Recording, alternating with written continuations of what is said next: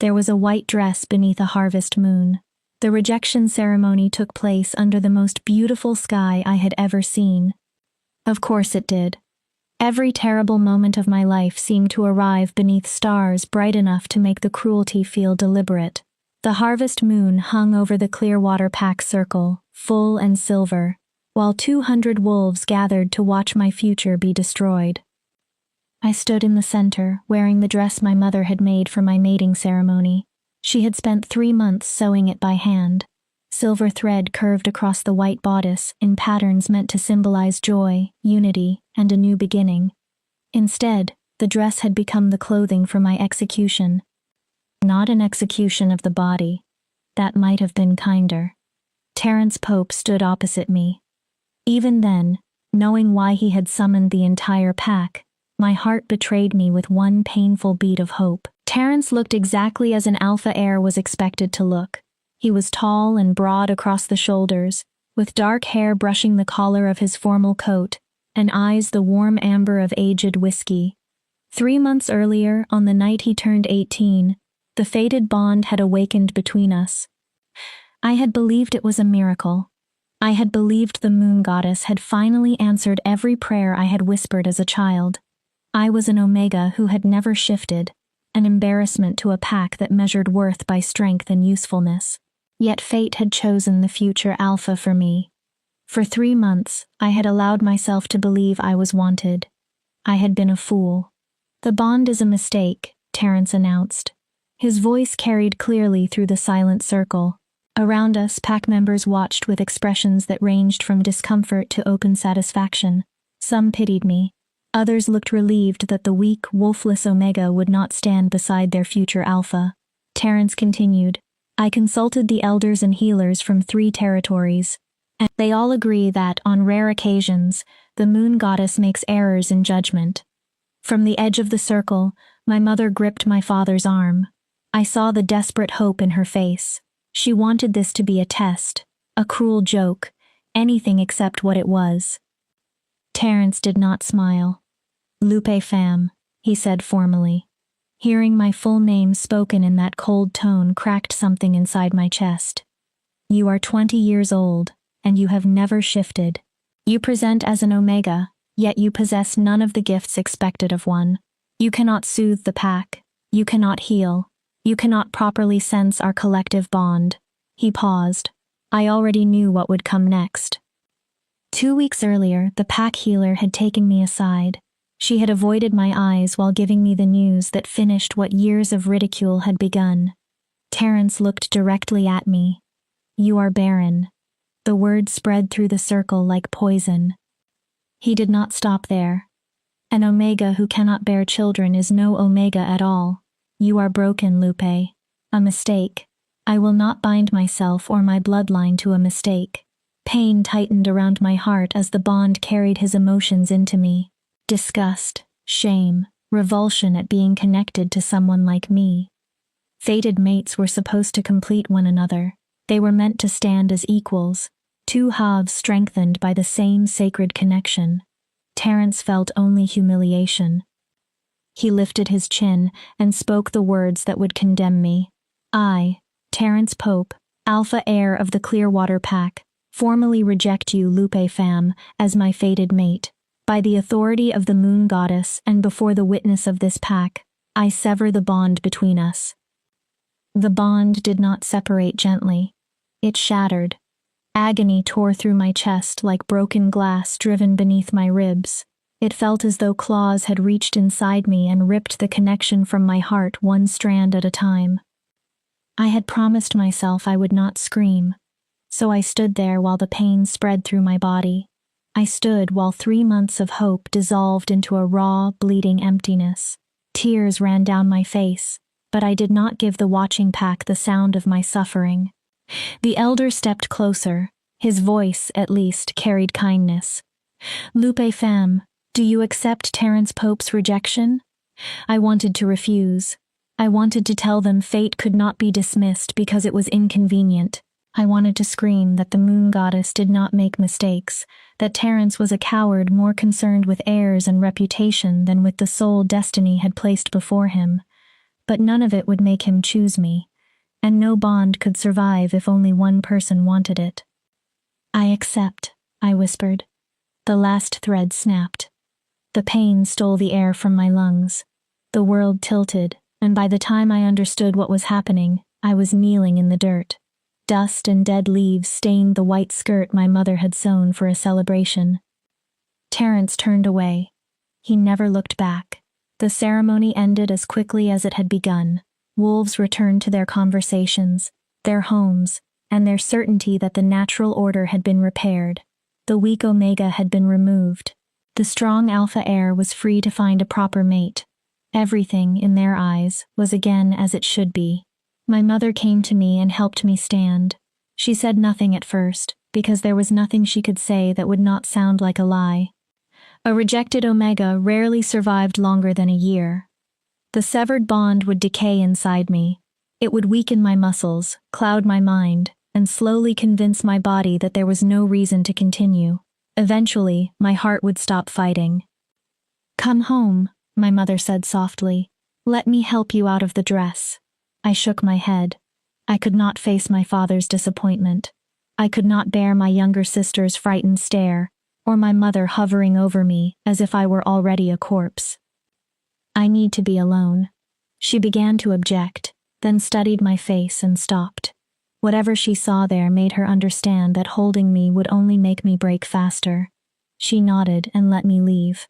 I walked toward the forest bordering Clearwater territory. I did not care about pack boundaries. I did not care about rogues, wild animals, or the danger of an injured Omega wandering alone at night. A quick death beneath claws almost seemed merciful compared with the slow decay waiting inside me. The forest swallowed the sounds of the pack. Leaves cracked beneath my shoes. The moon shone through the branches, bright and indifferent. I kept walking until my feet ached, until the pack houses vanished behind the trees, and until I reached the old river marking the edge of Clearwater land. Beyond it lay unclaimed territory. I stood beneath the harvest moon and did something I had not done since childhood. I sang. Before I failed to shift, my mother had called my voice a gift.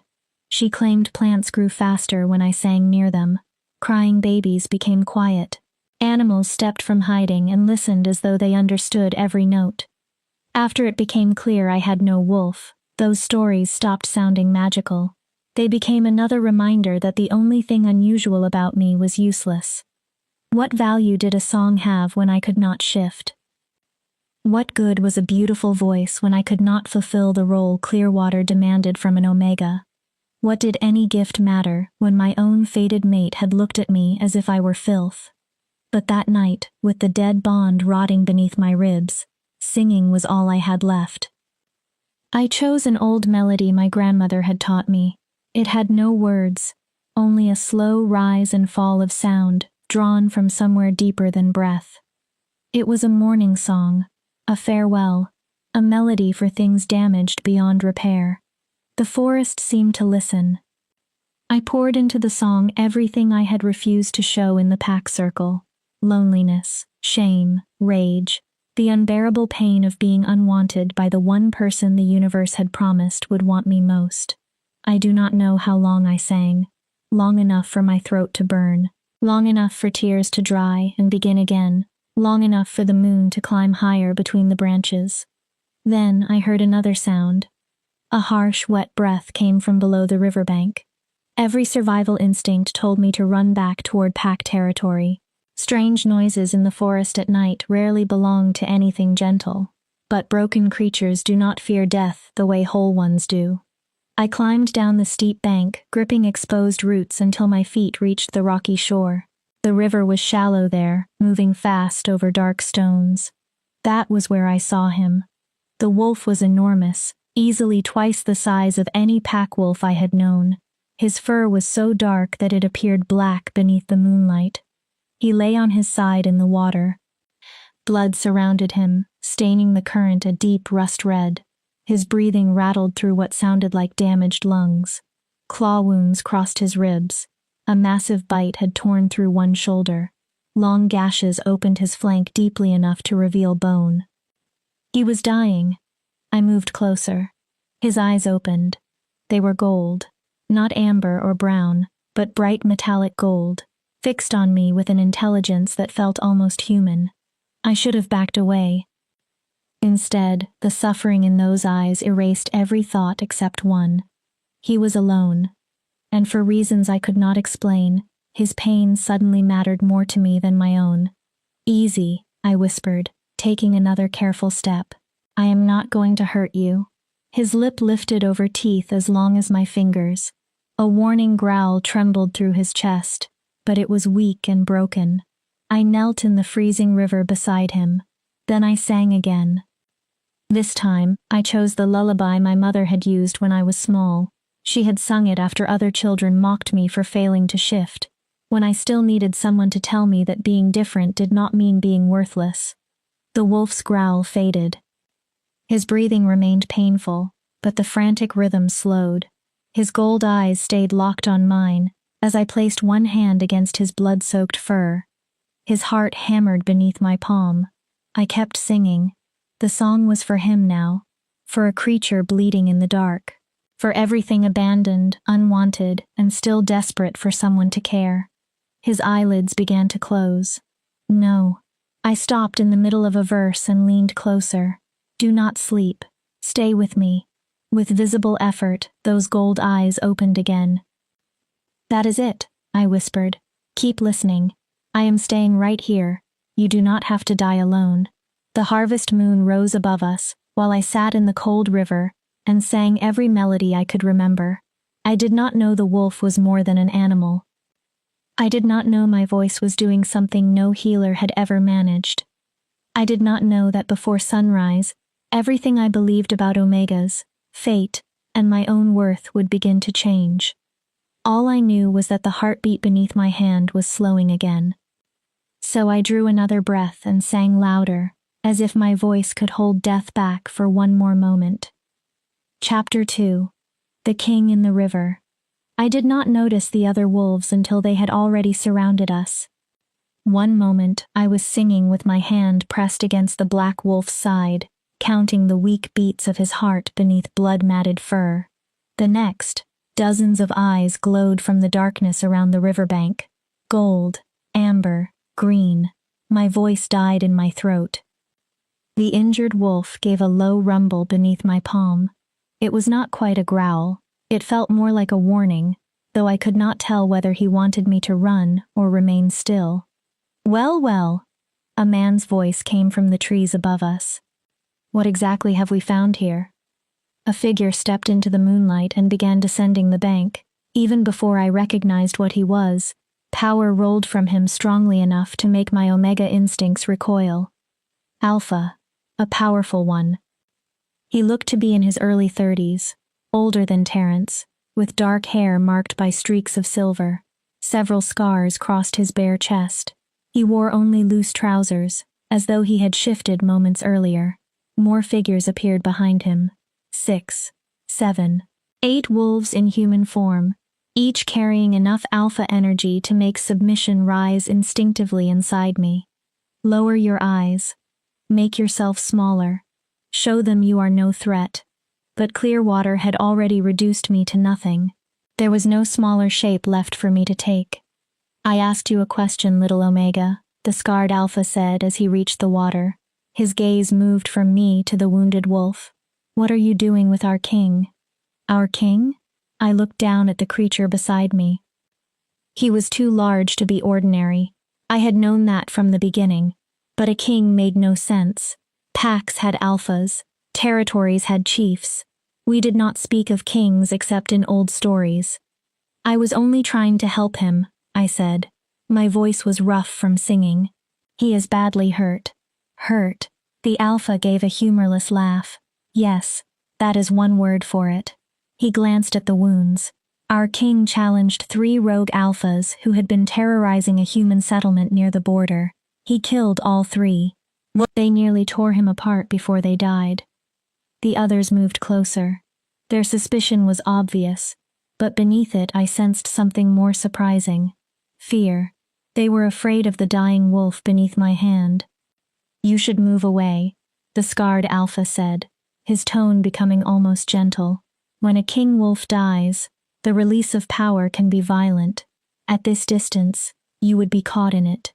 He is not going to die. The words came out before I could stop them. They sounded fierce, certain. The alpha raised one eyebrow. You appear very sure. He cannot die. I had no reason for the conviction burning through me. Perhaps it came from the way the wolf had watched me when I began to sing. Perhaps it was because his heart had steadied slightly beneath my palm.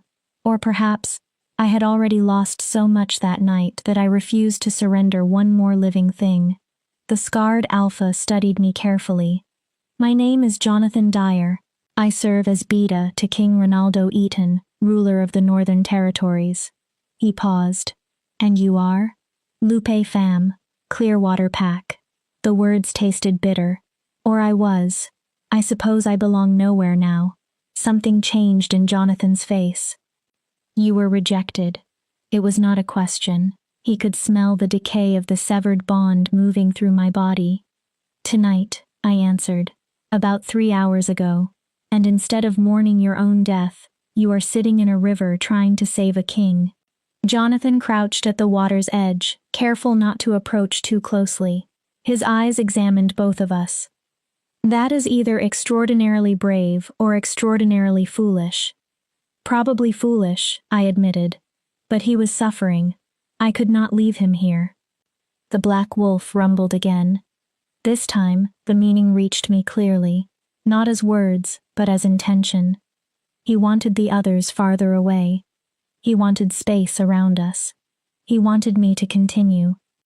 Jonathan seemed to understand as well. He lifted a hand, and the surrounding wolves stepped back. You were singing when we found you, he said. Your voice led us here. The king's distress signal had disappeared, and when we heard an unfamiliar song, we thought... He stopped and shook his head.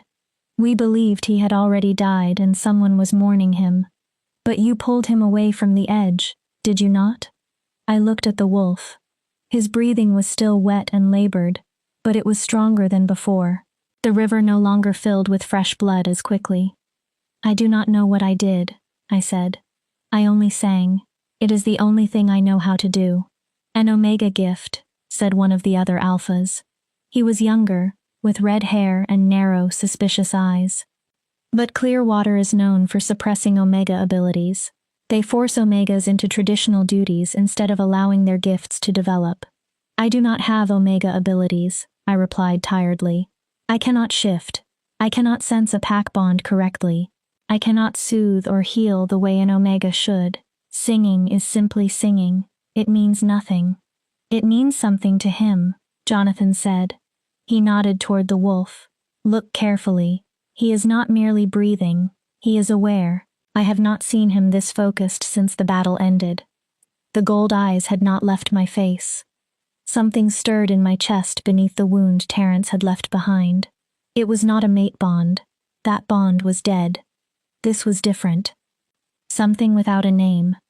We must return him to the castle, Jonathan said as he rose. He needs proper healers. We cannot treat injuries this severe in the river. Then take him. There is a complication. What complication? He will not shift into human form. He has remained a wolf since the fight. We believe the wounds are too severe. The transition itself could kill him. Jonathan's attention stayed on me. But he cannot heal properly while trapped in this body. We cannot move forward, and we are running out of time. I looked again at the enormous rise and fall of the wolf's chest. What does any of that have to do with me? You calmed him, Jonathan answered. You drew him back when he was almost gone. He will not allow any of us close enough to help, but he allows you to touch him. The meaning was obvious, yet I needed to hear the request. You want me to go with you. I want you to help save our king's life, Jonathan corrected. Keep singing while we carry him. Keep him conscious while the healers work. Whatever you have done tonight is working, and we have no better option. A blonde woman stepped forward. A jagged scar crossed her jaw. We cannot trust a rejected Omega from Clearwater, she said. She could be a spy sent to finish what the rogues began. Jonathan gave her a flat look. Does she resemble a trained assassin to you, Susie? She can barely remain upright. Any wolf with a nose can smell the bond rot. She found the king by chance and helped him because suffering mattered to her. Or because she wants access to him, Susie replied. Rejected omegas are unstable, dangerous. They have nothing to... Enough. Jonathan's alpha command struck the air. Susie immediately stepped back and lowered her gaze. The king has already decided, Jonathan said.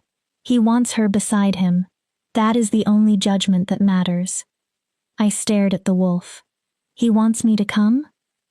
He has not stopped watching you, Jonathan answered. When Susie approached, he tried to rise and place himself between you and her. He nearly opened every wound again. The black wolf's gaze remained fixed on mine. So yes, Lupe fam. Our king wants you with us. The sensible choice was refusal. I should have returned to Clearwater. I should have gone home to my parents and accepted the slow death Terrence had given me. Following strange alphas into the Northern Territories could only bring more danger. But when I met those gold eyes, I saw intelligence, pain, and a desperation that mirrored my own. All right, I said. I will come. I will help in any way I can. Relief crossed Jonathan's face. The castle is 3 miles north. Can you manage that distance? My legs were already shaking. Exhaustion pressed down on me like stone. I nodded anyway. We will carry the king, Jonathan said. Stay close. Talk to him. Sing. Do whatever keeps him here. He looked at the wolf, and his jaw tightened. If he begins to fade, then I sing harder. Jonathan nodded once. Exactly. The journey became a blur of speed, branches, pain, and desperate music. 6 alphas lifted the massive wolf and carried him through the forest. They moved faster than I could run, forcing me to stumble beside them, while my damaged bond burned in my chest. My throat grew raw. My voice cracked. Still, I gave the king every lullaby, folk song, and fragment of melody I could remember. He watched me the entire way. When the trees finally opened, the sight ahead nearly stopped me. A castle rose against the night sky. It was nothing like the rough wooden pack houses of Clearwater. Towers reached toward the moon. Marble columns framed enormous doors. Hundreds of windows glowed with warm golden light. Welcome to the Northern Court, Jonathan said, hardly breathing hard despite the run. The seat of the king who rules every wolf in this hemisphere. He glanced at me. And for tonight at least, it is your home as well. They carried Ronaldo through the doors. We passed corridors lined with tapestries, sculptures, and wolves who stopped in shock at the sight of their blood-covered king. Their stares moved quickly to the ragged Omega running beside him and singing as though her life depended on it. At last, we reached a room that resembled a healing chamber rather than a royal bedroom. White surfaces shone beneath bright lights. Medical tools waited beside a raised platform. A woman stood prepared, both hands already glowing with healing magic. Put him there, she ordered. Her authority was strong enough to make even Jonathan obey without hesitation. The alphas lowered Ronaldo onto the platform. I moved with them, keeping one hand against his fur, and the melody moving through my torn throat. My vision had begun to blur. You need rest, the healer said without looking away from the wounds. You appear half dead yourself.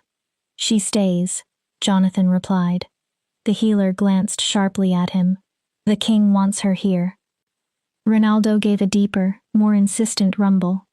The healer exhaled in frustration. Fine, she remains out of my way. If she collapses, someone else can deal with her. My concern is keeping the king alive. I nodded and continued singing.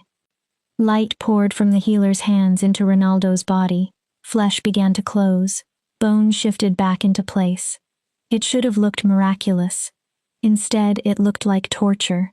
His enormous body convulsed. Claws scraped against the platform. His gold eyes rolled back as the magic forced damaged tissue to rebuild itself. No. I pressed closer. Stay with me. Listen to my voice. Nothing else. Only my voice. His eyes found mine again. He held on. He endured the magic that tore him apart and remade him. He endured pain that would have killed a lesser wolf. He remained because I sang and he listened. For that moment, it was enough. At last, the healer stepped away, sweat running down her face. He is stable. The words released the final strength from my body. My knees failed, and I struck the floor. I barely felt the impact. The last thing I saw before darkness closed over me was the king's gold eyes. Still watching. Still aware. Still alive. Chapter 3. The first thing I noticed when I woke was silk against my skin. Not where am I? Not what happened. Only the strange realization that the sheet beneath my hand was real silk, softer and finer than anything I had ever touched. In Clearwater, fabric like this belonged only in the Alpha family's home. The second thing I noticed was pain. It was everywhere. While I had been unconscious, the bond rot had spread. The ache began in the hollow place inside my chest where Terrence had destroyed our connection, then reached outward through my muscles like roots of poison. My head throbbed. My limbs felt weak. When I tried to sit, the room spun so violently that nausea rose into my throat. Easy.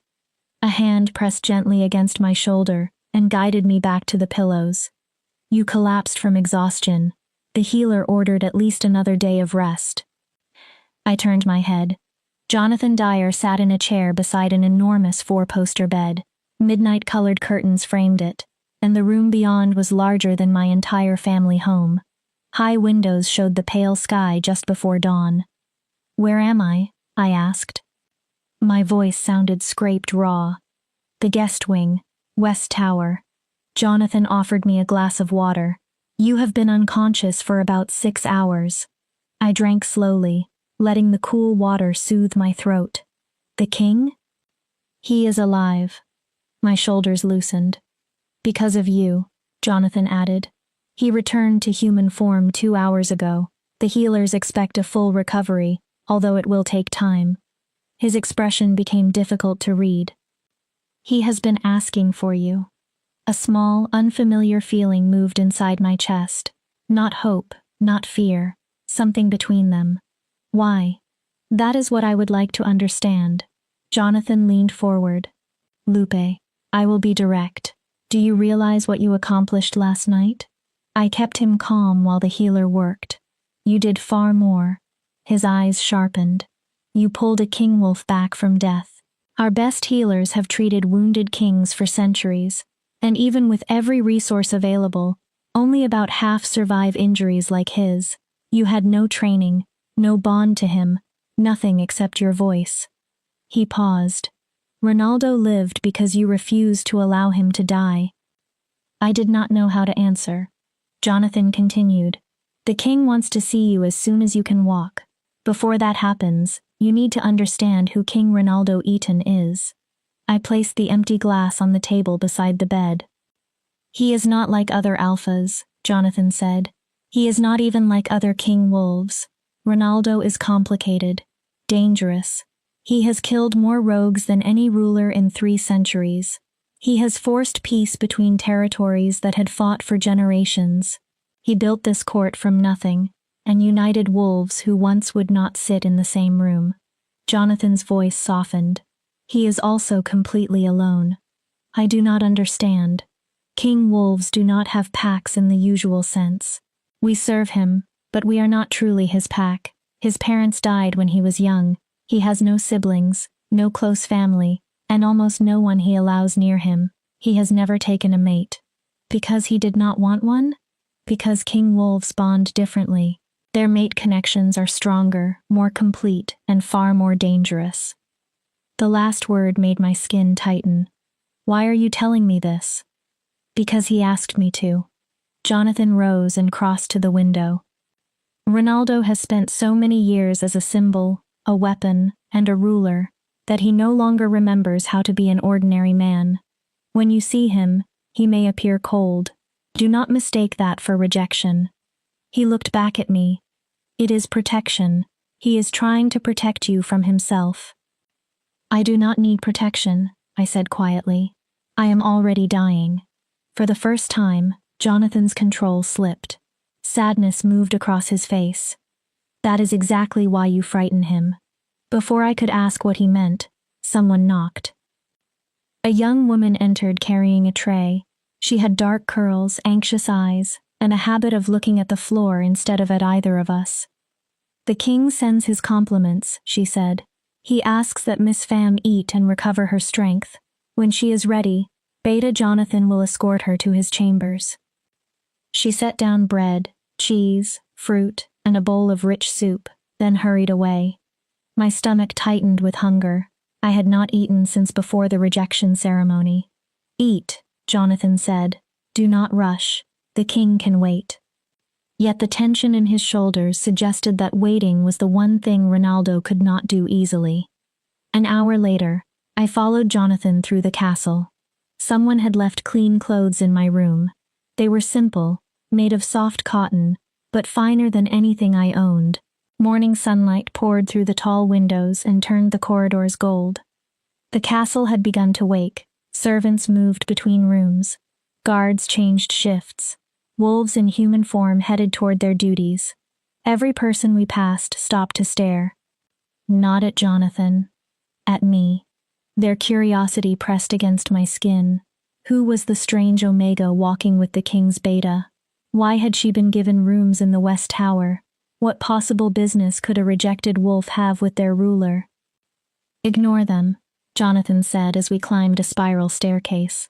The court is not accustomed to strangers, particularly rejected Omegas who appear from nowhere and save dying kings. Is that what they are saying?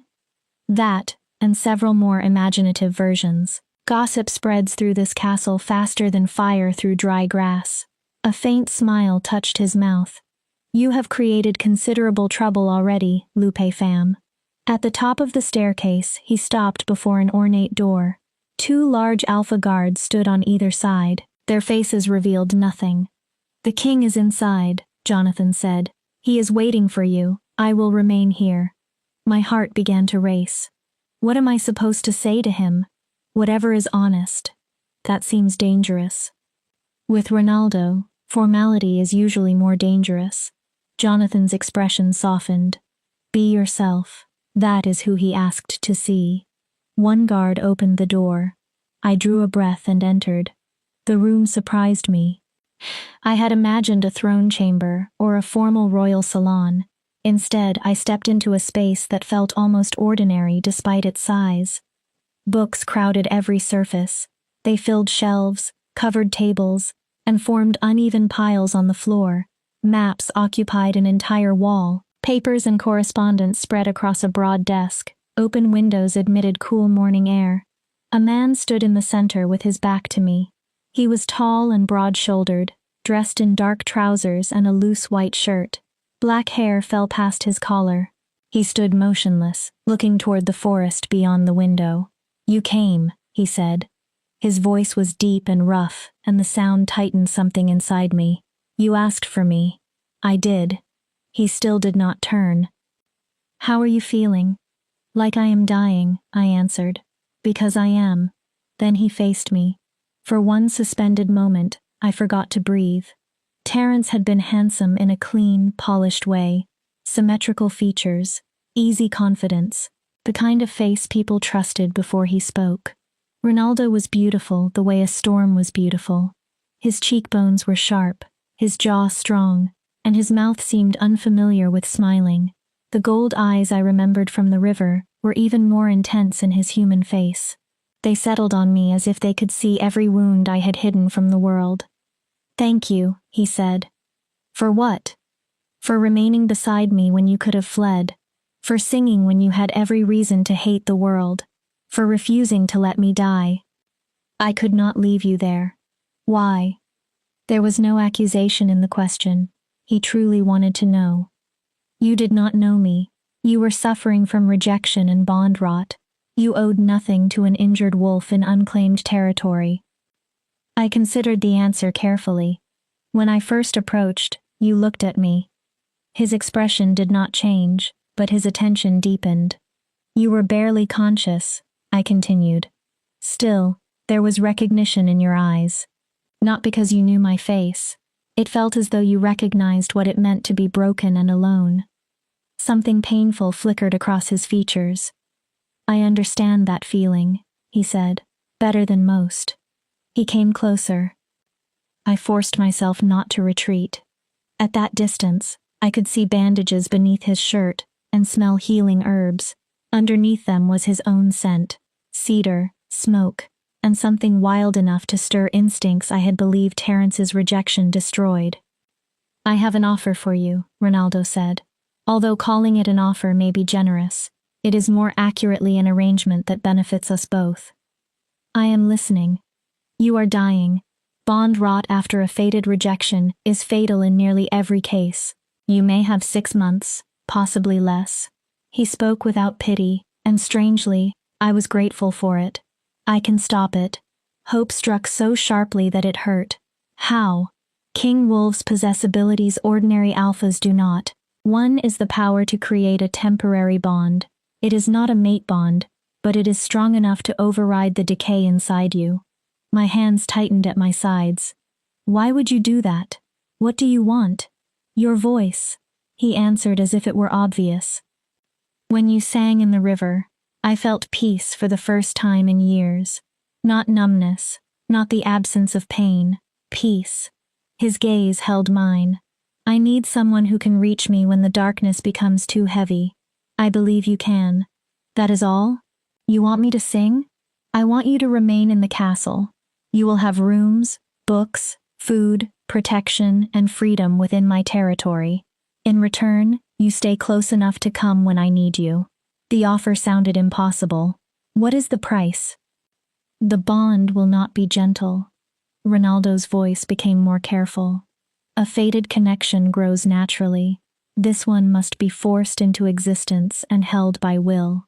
It may be painful. It will feel foreign. It will connect you to me more deeply than you may want.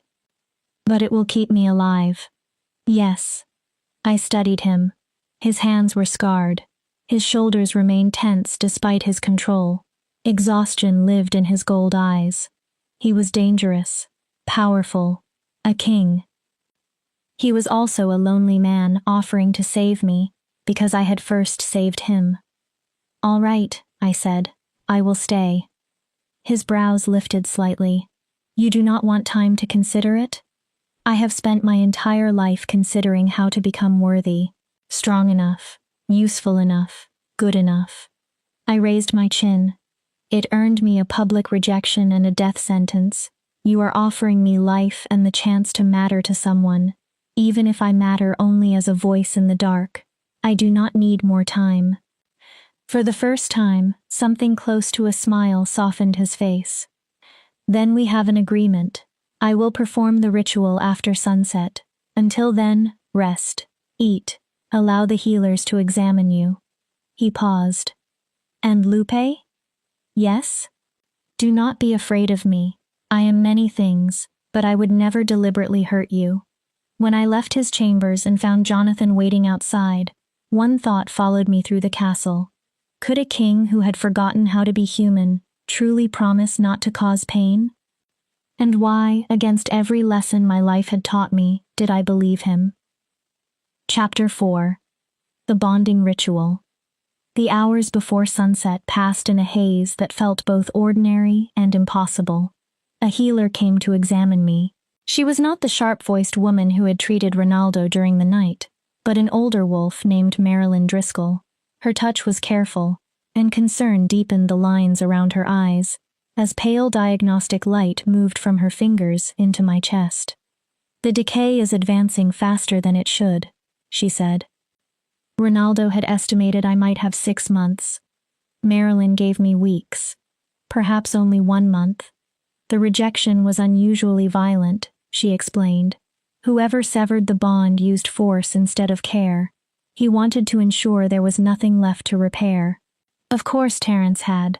He had not merely wanted freedom.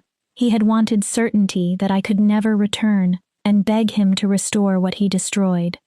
I should no longer have been surprised by his cruelty. It still hurt. Can the king truly stop this? I asked. Marilyn's expression became complicated. King Wolves command magic the rest of us do not fully understand. If Ronaldo says he can create a bond powerful enough to suppress the rot, I believe him. She hesitated. But artificial bonds are harsh things, Lupe.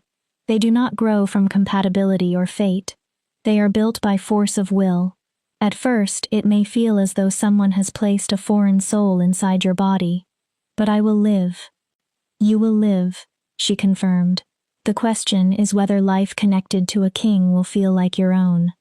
She left behind a tonic that tasted of pine needles and made my thoughts slightly unfocused. I spent the afternoon in the rooms assigned to me. Rooms was not the proper word. It was an entire suite, with a bedroom, a sitting room, and a private library small only by the standards of the castle. The shelves made my heart ache. I had never been allowed access to so many books. Clearwater Omegas were expected to learn cooking, cleaning, childcare, and obedience. Reading for pleasure was treated as selfish. Reading history or philosophy was considered pointless. I moved along the shelves, touching leather bindings stamped with gold. History, poetry, philosophy, legends from territories I had never seen. I could have spent years in that room without reaching the final book. Would I have years? Would Ronaldo's bond hold? Would the rot return and kill me despite everything? A knock interrupted the spiral of fear. Jonathan entered carrying a dress over one arm. The king asked me to bring this for the ceremony. I accepted it carefully. Deep blue silk slid over my fingers like water. The gown had long sleeves, a high neckline, and an elegance that came from restraint rather than decoration. It belonged to his mother, Jonathan said. I nearly dropped it. She died when Ronaldo was 12. He does not allow anyone to touch her belongings. But he wanted you to wear this. The meaning of the gesture settled heavily over me. I cannot accept it. What if I tear it or stain it? Then it will be torn or stained. Jonathan's voice was calm. Lupe, the king does nothing like this without intention. If he gives you something that belonged to his mother, it matters. Do not reject the gesture because you are afraid you do not deserve it. I nodded, unable to trust my voice. He watched me for a moment. Are you reconsidering the ritual? No. Everything surrounding it? Yes. I sat on the edge of the bed, the blue dress gathered in my hands. I still do not understand why he is doing this. What does Ronaldo truly gain? I already told you. Peace. Someone who can reach him when power and duty begin to consume everything human inside him. Jonathan leaned against the doorframe. But there is more. You interest him. You are the first person in years to look at Ronaldo and see a man instead of a crown, a weapon, or a path to influence. I am nobody, I said, a rejected Omega with no wolf, no gifts, and no future. Why would a king care about me? Because you found him dying and asked for nothing before you helped. Because you are worried about harming a dress while your own body is failing. Because you see value where the rest of us see only power. Jonathan straightened. The ceremony begins at sunset. I will return when it is time. By then, the sky burned orange and purple beyond the windows. The dress fit perfectly. I braided my hair simply and studied the stranger in the mirror. The blue silk made me look composed, worthy, almost like a woman who could stand before a king without apologizing for taking up space. I knew it was an illusion. For a few minutes, I allowed myself to believe it anyway. Jonathan led me through the castle, but instead of climbing toward the royal floors, we descended. Down one spiral staircase, then another, through corridors that narrowed as the stone grew colder and the torchlight dimmer. At last, we stopped before a door made of solid iron. The bonding chamber, Jonathan said. It is protected against interference. Once you enter, no one can reach you except Ronaldo. If something goes wrong, I will scream. I meant it as humor. Jonathan did not smile. If the ritual fails, you will either die or lose your mind. Those are the known outcomes. He placed one hand on the iron latch. If it becomes truly wrong, not merely painful or unfamiliar, you tell him to stop, Immediately. I understand. He opened the door. I had expected bare stone, ancient symbols, and something cold enough to resemble a tomb. Instead, warmth surrounded me. Candles filled the chamber, casting soft gold across thick rugs. At the center stood a low table covered with ceremonial objects. Beside it waited Ronaldo. He wore formal black clothing embroidered with symbols I did not recognize. The fabric seemed to catch the candlelight like shadow mixed with stars. He looked every inch the ruler of the Northern Territories. Powerful, untouchable.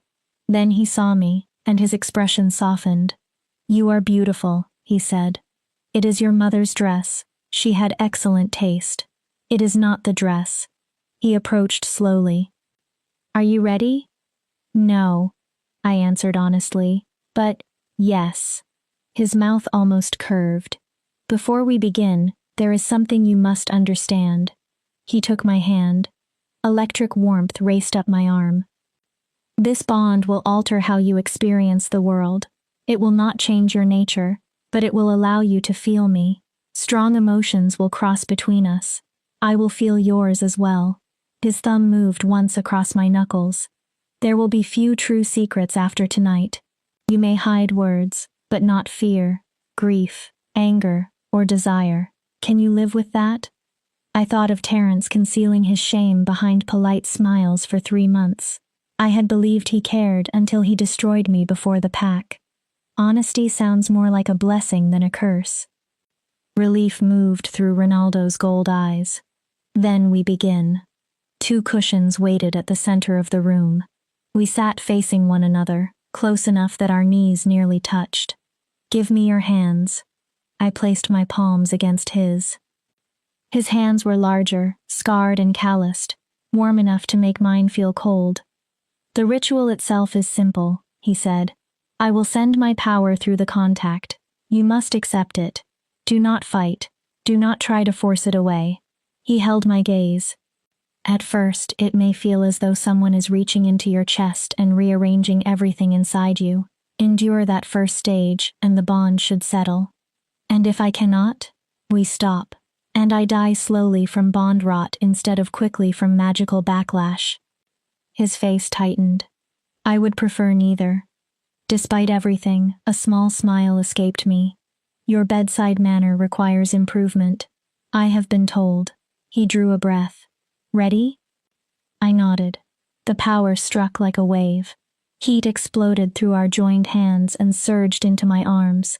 I gasped and instinctively pulled back, but Ronaldo tightened his grip. "Stay with me," he commanded. "Do not run. I have you." Magic flooded my body. It searched until it found the broken place in my chest. It touched the rot Terrence's rejection had created. Then it burned. I screamed. The pain felt like fire beneath my skin. Bond rot clung to my heart and soul, resisting the foreign power trying to remove it. It had been killing me for less than a day, yet it fought as though it had always belonged there. Ronaldo's magic did not weaken. It scraped away the poison strand by strand. Every trace of Terrence's bond was torn loose until only a raw emptiness remained. "Almost there," Ronaldo said. His voice was strained. Through the connection forming between us, I realized he was in pain too. I felt the effort required to hold the magic steady. I felt his fear that the force needed to save me might destroy me first. Then the burning changed. Ronaldo's power stopped cutting and began to heal. Warmth filled the hollow space inside me. Golden magic wove itself through my chest, around my heart, and into something deeper than flesh. It no longer felt foreign. It felt like returning to a home I had never known existed. And suddenly, I could feel him. His determination. His terror of hurting me. His desperate hope that the ritual would work. Beneath all of it lay a loneliness so vast that tears filled my eyes. He had been alone for years, not simply without company, without anyone close enough to touch the person beneath the crown. "Ronaldo," I whispered. His eyes snapped to mine. "You can feel me," he said, wonder breaking through his control. "The bond is accepting you. You are lonely. Tears ran down my face. No one knows how lonely you are. No one has ever seen it. For one moment, his carefully guarded expression broke. No one has ever been close enough. The bond settled with a final, almost audible shift. The pain vanished. Warmth spread through my body. The bond rot withered away, leaving strength and the first real promise of tomorrow I had felt since Terence spoke his rejection. Ronaldo released my hands. Exhaustion swept through me, and I swayed. He caught me before I fell. Easy. Your body needs time to adapt. I barely heard him. My attention remained on the living golden thread now connecting us. His presence rested at the other end like a second heartbeat inside my chest. It does not feel wrong, I said. Marilyn warned me it would. But it feels... Say it. Right. His arms tightened around me. That is because you are stronger than anyone understood. He leaned back enough to look into my eyes. Thank you for trusting me. You saved my life. You saved mine first, he answered. Now we are even. Neither of us believed it. This was not an exchange of equal favors. The bond was already becoming something neither of us knew how to name. Ronaldo carried me back to my rooms after the ceremony, ignoring every protest that I could walk. Through the new connection, I felt his quiet satisfaction at being able to care for me. He laid me gently on the bed. Rest. Tomorrow, I will show you the castle, introduce you to the court, and explain what it means to be bonded to a king. He turned to leave. Will I see you tomorrow? The question sounded smaller than I intended. He faced me again. Every day. The bond carried the truth of the promise. In the beginning, it requires regular proximity. We will need time together daily. Is that acceptable? The idea of days without his presence made anxiety tighten inside me. He felt it. His gaze softened. I feel the same fear, Lupe. The bond moves in both directions. He came back to the bedside and touched my hand. You are not alone now. Not in this. Not in anything. After he left, I lay in darkness and felt him moving through distant corridors. I sensed his exhaustion, relief, and cautious hope. For the first time since the rejection, I believed I might survive. Not merely remain alive. Live. Chapter 5. Learning to be seen. Sunlight woke me the next morning. For several disorienting seconds, I could not understand why I no longer felt alone inside my own mind. Then the bond pulsed softly beneath my ribs. Ronaldo was elsewhere in the castle, awake, working. No, arguing. His frustration reached me in sharp bursts, directed at whoever had managed to anger the king so early. A moment later, the emotion changed. The heat eased and became something quieter. Awareness. He had felt me wake. Good morning. The words did not enter through my ears. They arrived through the golden thread connecting us. How do you feel? I sat carefully and tested my body. The bond rot was gone. Completely. My muscles no longer ached. My head was clear.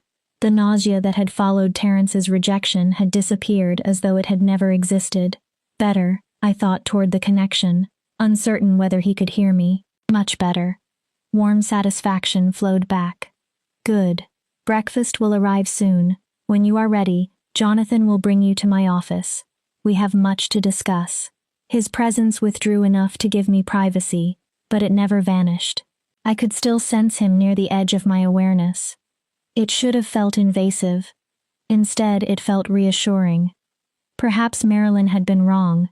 Perhaps an artificial bond only felt unnatural when one of the people inside it did not want to be there.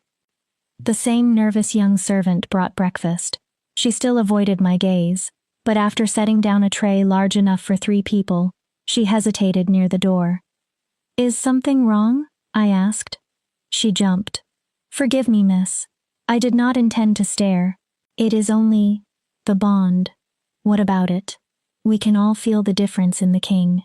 She finally looked at me. His energy has always been heavy. Everyone in the castle senses it, even when he says nothing. Today he feels lighter, less burdened. Curiosity widened her eyes. What did you do to him? Nothing. Ronaldo performed the ritual. He did the work. That is not what Beta Jonathan says. He told people you pulled the king away from death. Some believe you have a healing gift. I almost laughed. A gift. Clearwater had spent years proving I had none, but the servant looked so hopeful that I could not dismiss her. I sang, I said. That was all. Sometimes that is enough. She slipped away before I could answer. Jonathan arrived later, looking tired but satisfied. The king is settling a trade dispute between two territories. It is taking longer than expected. He asks that you wait in the library beside his office. He added, he believes you will find it comfortable. Comfortable was a ridiculous understatement. The library rose 3 stories high. Shelves covered every wall from floor to ceiling. A spiral staircase connected the levels. Thousands of books filled the room, some written in languages I could not recognize. Reading chairs, lamps, and small tables stood in quiet corners. I stopped in the center, unable to move. Overwhelmed? Jonathan asked. Where did all of these come from? Collecting books is one of Ronaldo's few private pleasures. He has built this library for 15 years, gathering works from every territory he rules, and from places beyond them. Some volumes are the final surviving copies in existence. I approached the nearest shelf. A History of the Northern Territories. The Philosophy of Pack Bonds. A Study of Omega Gifts Through the Ages. Longing tightened in my chest. You may read anything, Jonathan said, the king's direct order. Anything? He told me to consider the library yours. Mine. Jonathan's mouth twitched. His exact words were that you may read every volume, reorganize them by color, or build forts from them if you wish. He does not care. They are yours to use. I stared at him. I do not believe he was serious about the forts. I am almost certain he was. A smile escaped me. A real smile. It was the first one I remembered giving freely in years. I will try to resist, I said. No promises. Time disappeared after Jonathan left. I moved from one book to another with the hunger of someone who had been starved. Clearwater had taught me that curiosity was a flaw in an omega. Here, every shelf suggested the opposite. Someone had treasured these ideas enough to preserve them, and Ronaldo had placed them within my reach. I read about territories founded by female alphas, healers who ended wars without raising a weapon, and omegas whose songs guided lost wolves home through winter storms. Each account challenged another rule Clearwater had presented as sacred. The more I learned, the more I understood how carefully my pack had controlled knowledge. They had not merely denied me books. They had denied me the language required to recognize my own possibilities. For the first time, I wondered whether my failure to become the omega they expected had never been a failure at all. Perhaps the problem was not that I lacked a gift. Perhaps everyone around me had been trained to look for the wrong one. I was deep inside a study of ancient omega practices when the bond changed. Ronaldo was approaching. I sensed not only his emotions but his physical nearness. A moment later, the library door opened. He looked exhausted. Shadows darkened the skin beneath his eyes. Tension held his shoulders rigid, and the weight of his mourning pressed through the bond. Then he saw me curled in a chair with a book. Something inside him softened. You found the library. Jonathan brought me here. I hope that was truly your intention. More than my intention. Ronaldo sat across from me, close enough that I could have reached him without rising. What are you reading? I held up the volume. It describes Omega traditions before pack hierarchies became rigid. Did you know Omegas were once spiritual leaders? They communicated with the moon goddess, performed ceremonies, mediated disputes, and held communities together through their gifts. I did know. He leaned back as some of his tension faded. That is one of my favorite books in the collection. I looked down at the page. Everything Clearwater taught me was incomplete. Omegas were not created only to care for others and bear children. They were healers, advisors, mediators, and guides. They possessed their own kind of power. And your pack took that knowledge from you, Ronaldo said. His voice was quiet, but anger moved through the bond. Your family, your elders, and your former mate decided you were broken because you failed to fit their narrow definition. None of them considered that you might have been meant for something they did not understand. The words struck a place inside me that had never been defended. I cannot shift, I said. I do not sense pack connections correctly. I cannot carry children. What kind of Omega am I? The kind who saved a dying king with her voice. His gold eyes held mine. The kind who chose life when fate was determined to take it.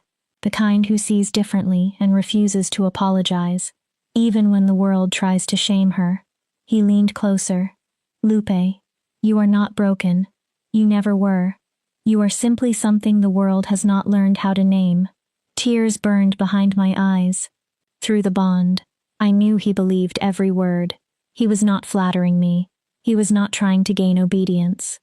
He saw value in the very differences everyone else had used against me. Why does this matter to you? I whispered. You barely know me. Why do you care whether I believe I have worth? Because I know what it is to exist outside every category people understand, to possess power that makes others uncomfortable, to stand among hundreds and still belong nowhere. He reached toward me slowly, leaving time for refusal, then took my hand. And because when you look at me, you do not see a king, you see me. That is rare enough to protect. We remained that way for a long moment, hands joined, the bond warm between us. I hold court in an hour, Ronaldo said eventually, though he did not release me. I must present you formally. My stomach tightened. Why? The court needs to know you are under my protection. They must understand you are bonded to me, and that anyone who harms you will answer directly to me. Will they accept a rejected Omega appearing beside their king? They will accept it because I command them to. His thumb moved across my hand. But I will not lie. Some will challenge you. They will question why I bonded with someone who has no pack standing. They will wonder what you possess that their daughters, sisters, or political allies do not. He looked toward the high shelves. This court is built on alliances and ambition. You will become part of those struggles. Then why display me at all? You could keep me hidden and avoid the argument, because hiding you would imply shame. The answer came immediately. And I am not ashamed of you. He met my gaze again. You deserve to exist without shrinking. You deserve safety without secrecy. A pause passed between us. And, he continued, I am tired of pretending I am untouchable. You make me feel human. I want the court to see that, even if they do not understand. Beneath his determination, the bond revealed fear. Not fear of the court. Fear that he might fail to protect me from it. I am not afraid, I said. The truth of the statement surprised me. I survived the destruction of a fated bond. I survived bond rot. What can court gossip possibly do that Terence has not already done? Pride warmed Ronaldo's presence. Then let us show them what an Omega truly looks like. The throne room was already crowded when we entered.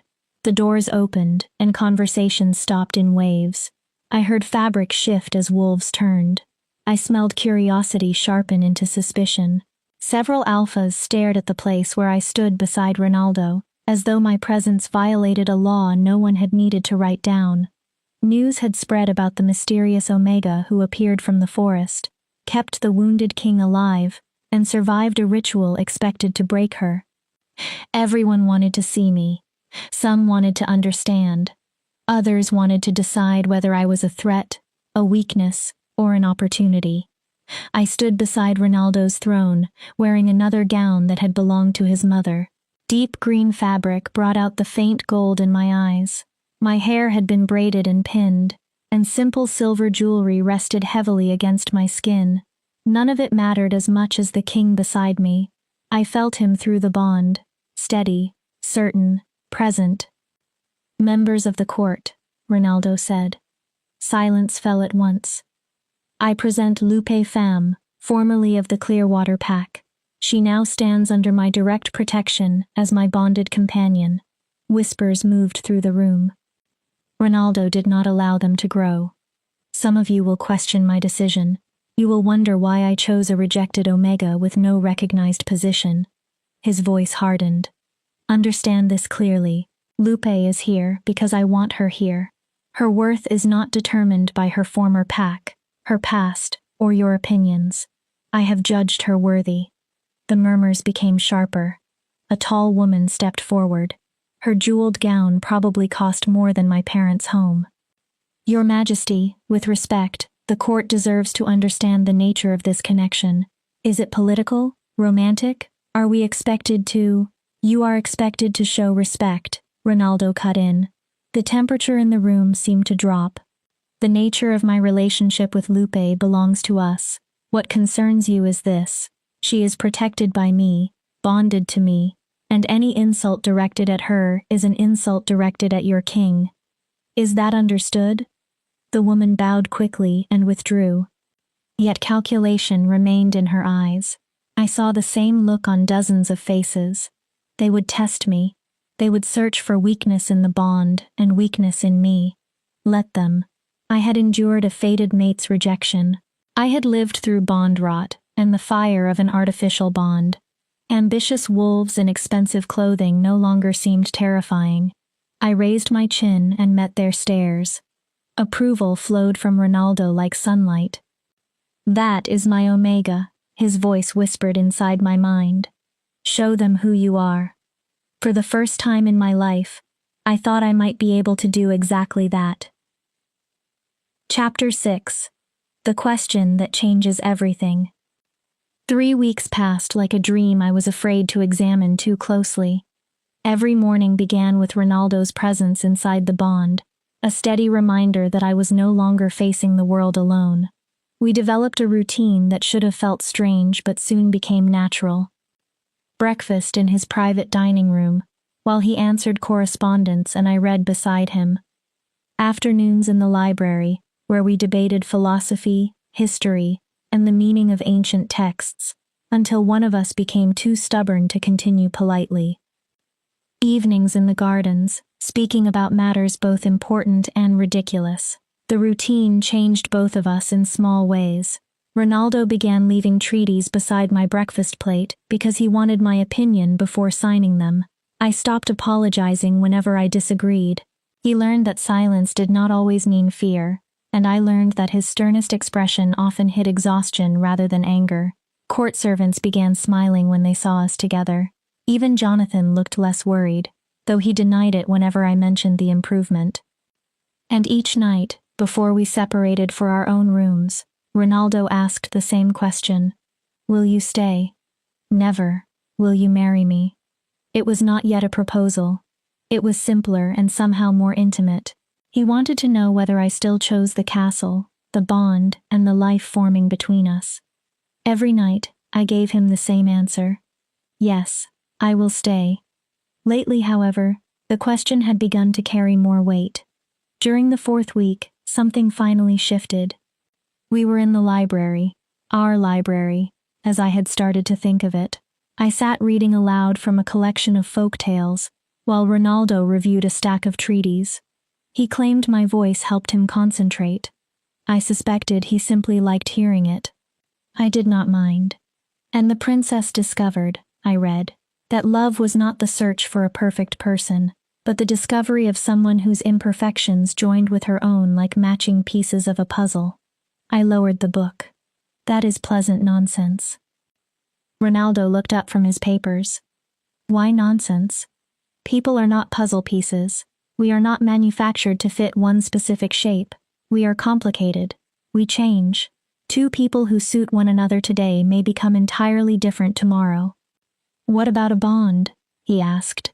He placed his pen aside. The connection between us creates awareness. It allows us to understand one another more deeply than ordinary people can. Does that not help us fit? It connects us, I said. That is not the same thing. What is the difference? Connection means I can feel you. Fitting means, I searched for the right words.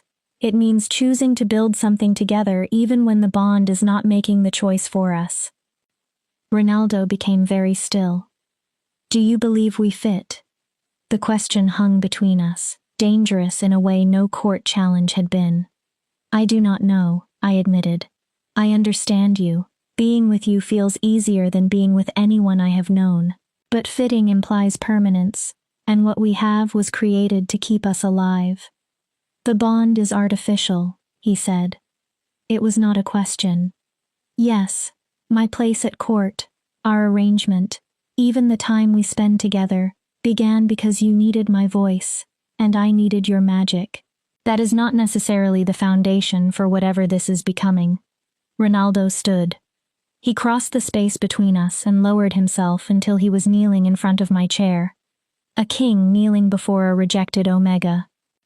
The vulnerability of it stole my breath.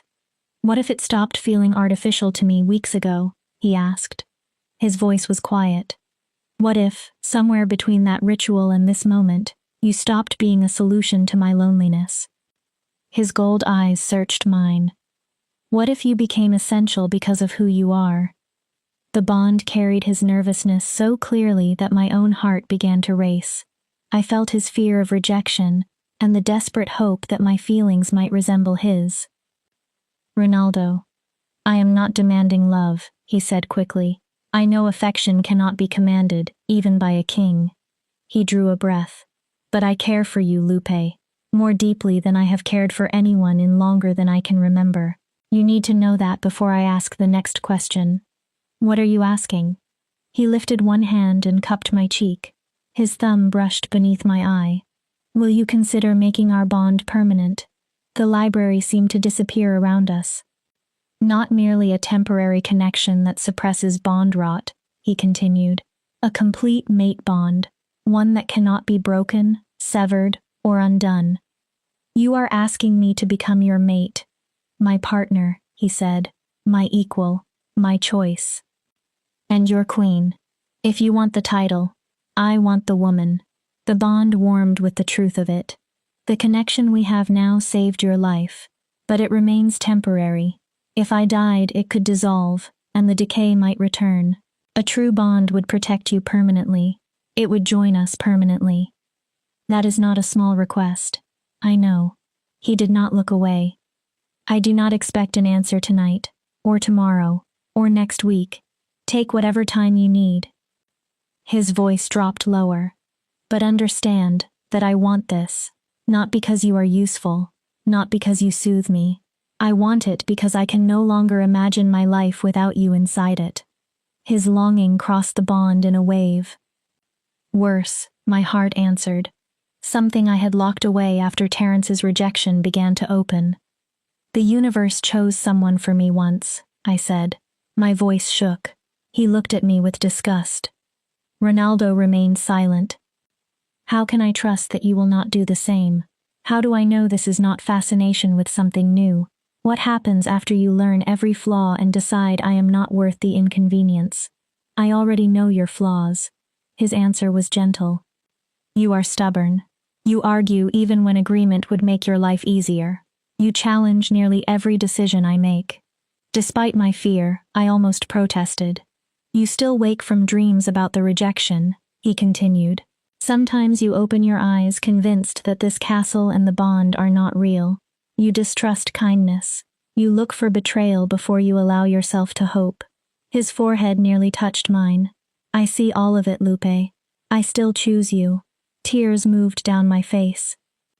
Why? Because your stubbornness prevents me from ruling like a fool. Your nightmares taught you compassion for anyone who suffers unseen. Your mistrust was earned, and yet you are brave enough to offer trust anyway.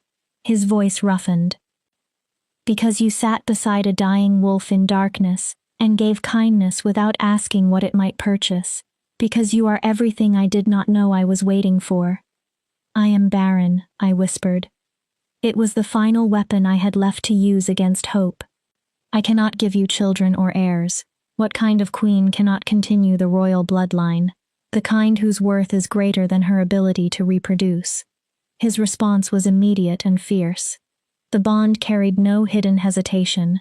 There was no private disappointment beneath his words, no calculation about succession, and no shame at wanting a woman the court considered incomplete. I searched for those emotions because Terence had taught me to expect them. I found only anger that anyone had convinced me my body determined my value. I do not need children, Lupe. I need you. The court may want an heir. The court wants many things. I want to wake every morning and feel you at the other end of this bond. That is enough for me. Everything else can be decided later. I broke. Not the silent tears I had allowed at the rejection ceremony. I sobbed without control, releasing the shame, fear, and desperate hope I had carried for weeks. Ronaldo pulled me into his arms. He did not try to quiet me. He let my tears soak his shirt and held me while I fell apart. I am afraid, I finally managed.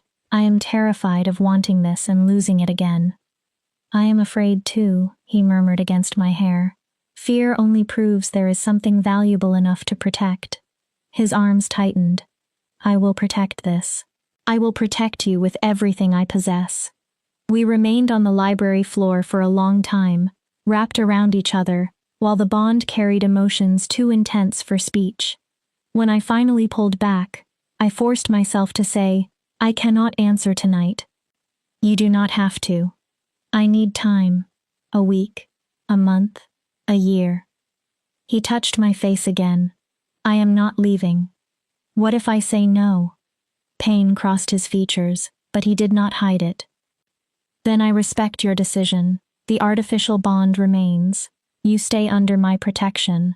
Our friendship and partnership continue unless you want something different. You would not resent me? I might grieve, I might be disappointed, but resent you? Never. He rose and offered his hand. You have already given me more than I had any right to expect. If companionship is all you can offer, it will be enough. Through the bond, I knew he meant it. I also felt the small, fragile hope he could not silence. The following week was unbearable.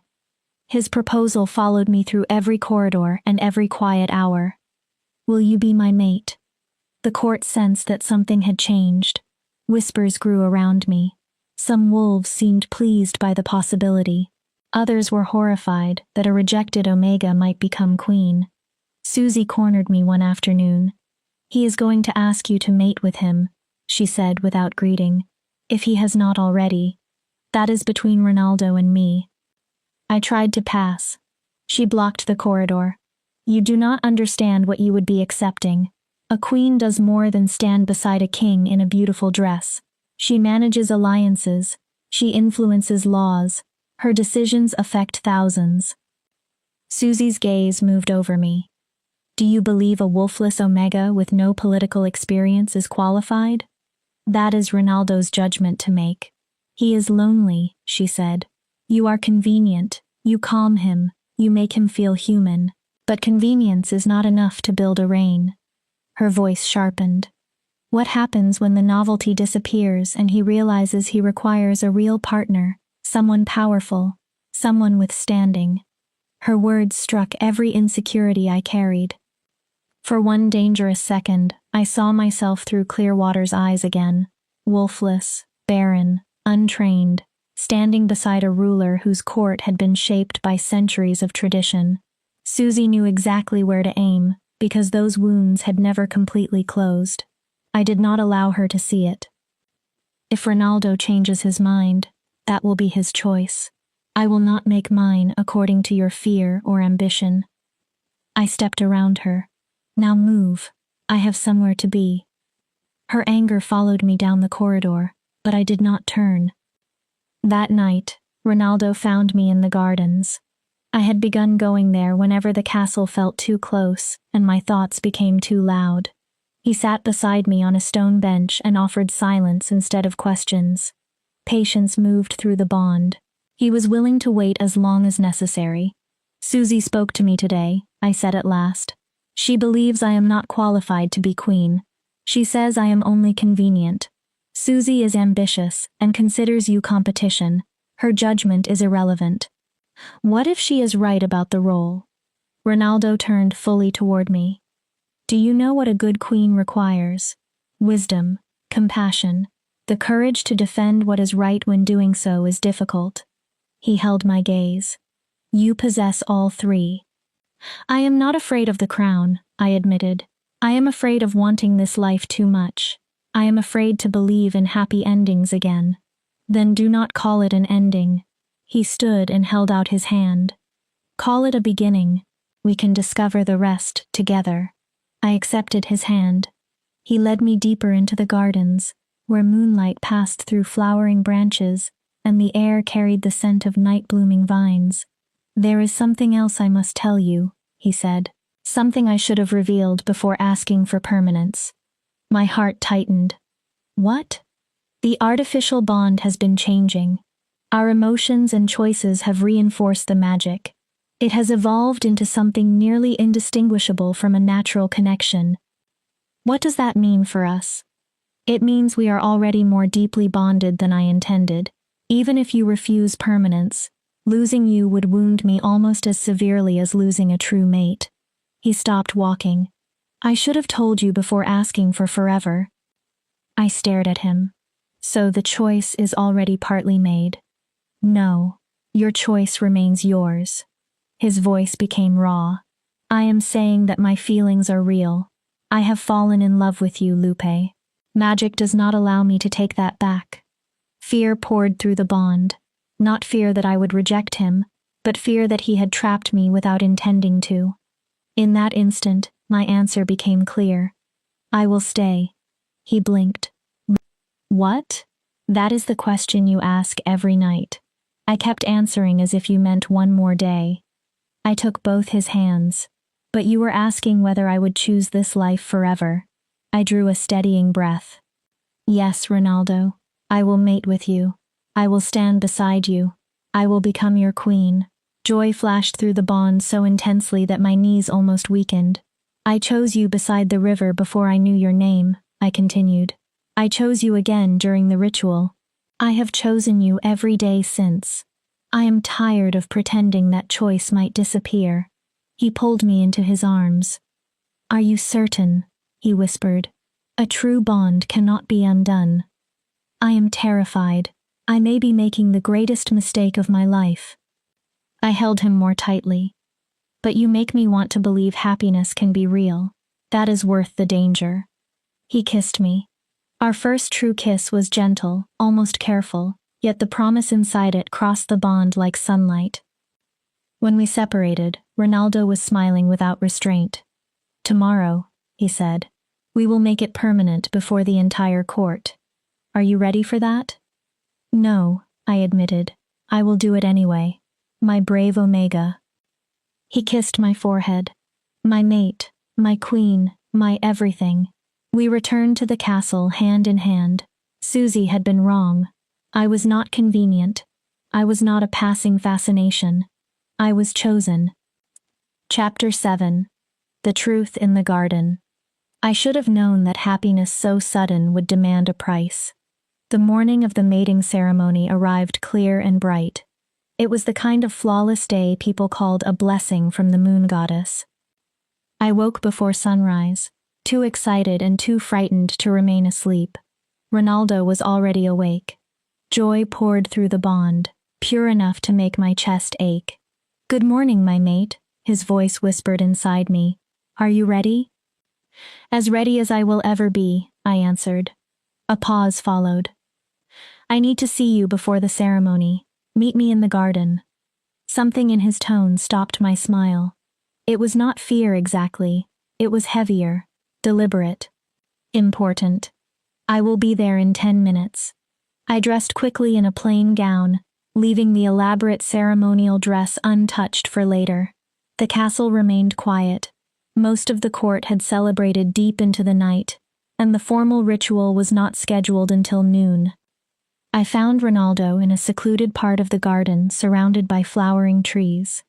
He stood with his back to me. His shoulders were rigid. Turmoil crossed the bond before I reached him. Something was wrong. Ronaldo?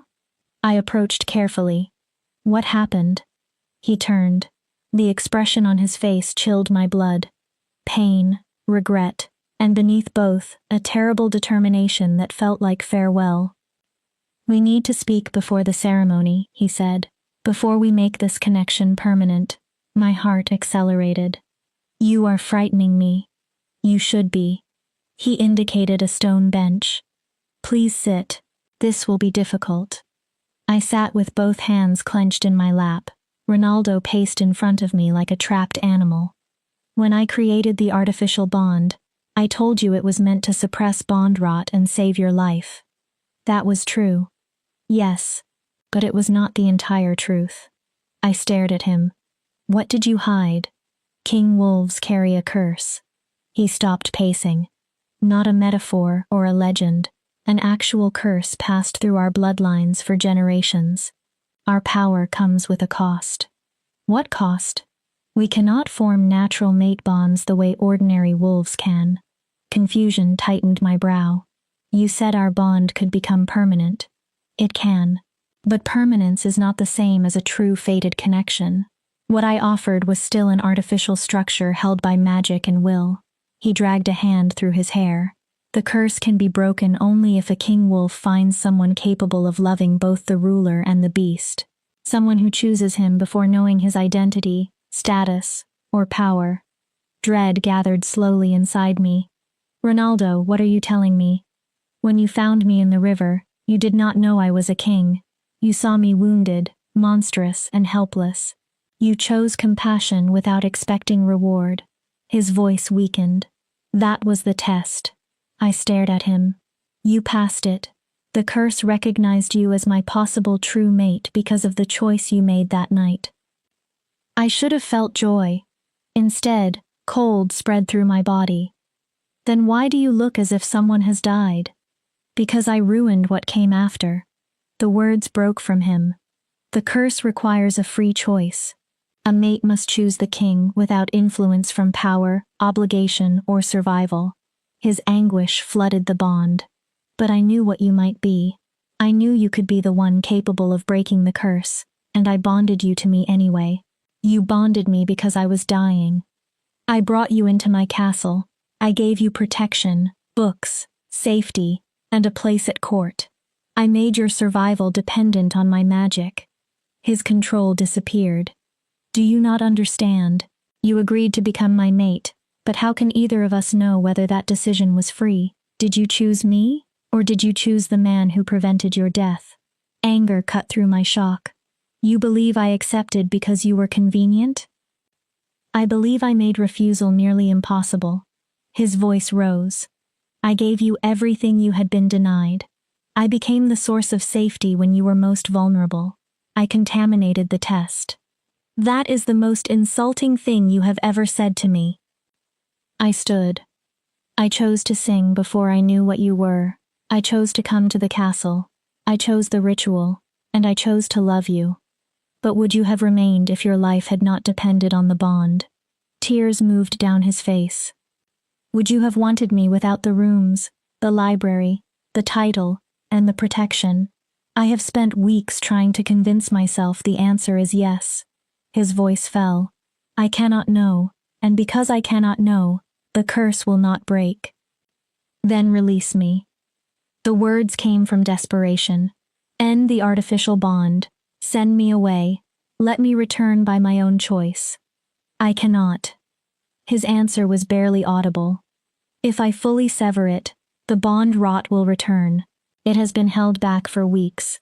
The rebound would probably kill you within days." "Then what do you want from me?" Ronaldo drew a shaking breath. "I cannot mate with you today." The garden seemed to tilt. "We need to wait. You need time away from me, away from this castle and from the bond's influence. If you still choose me after living independently, then perhaps the curse will accept that the decision is truly yours." "How much time?" 1 year. The answer landed like another rejection. 1 year away from me, he continued. I will maintain enough of the artificial bond to keep you alive. You will sense me only faintly. You will have the freedom to create a life that is not defined by being my bonded omega. I began to cry. This is madness. You are destroying what we have because an ancient curse makes you afraid. I am trying to return the choice I may have taken from you." He moved closer but did not touch me. "Lupe, I love you.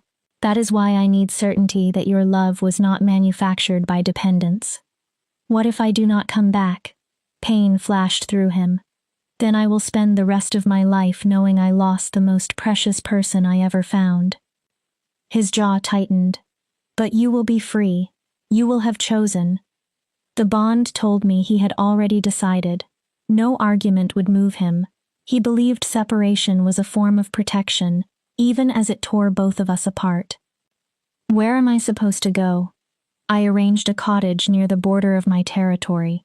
It is isolated but secure. There are books, money, supplies, and protection from a distance.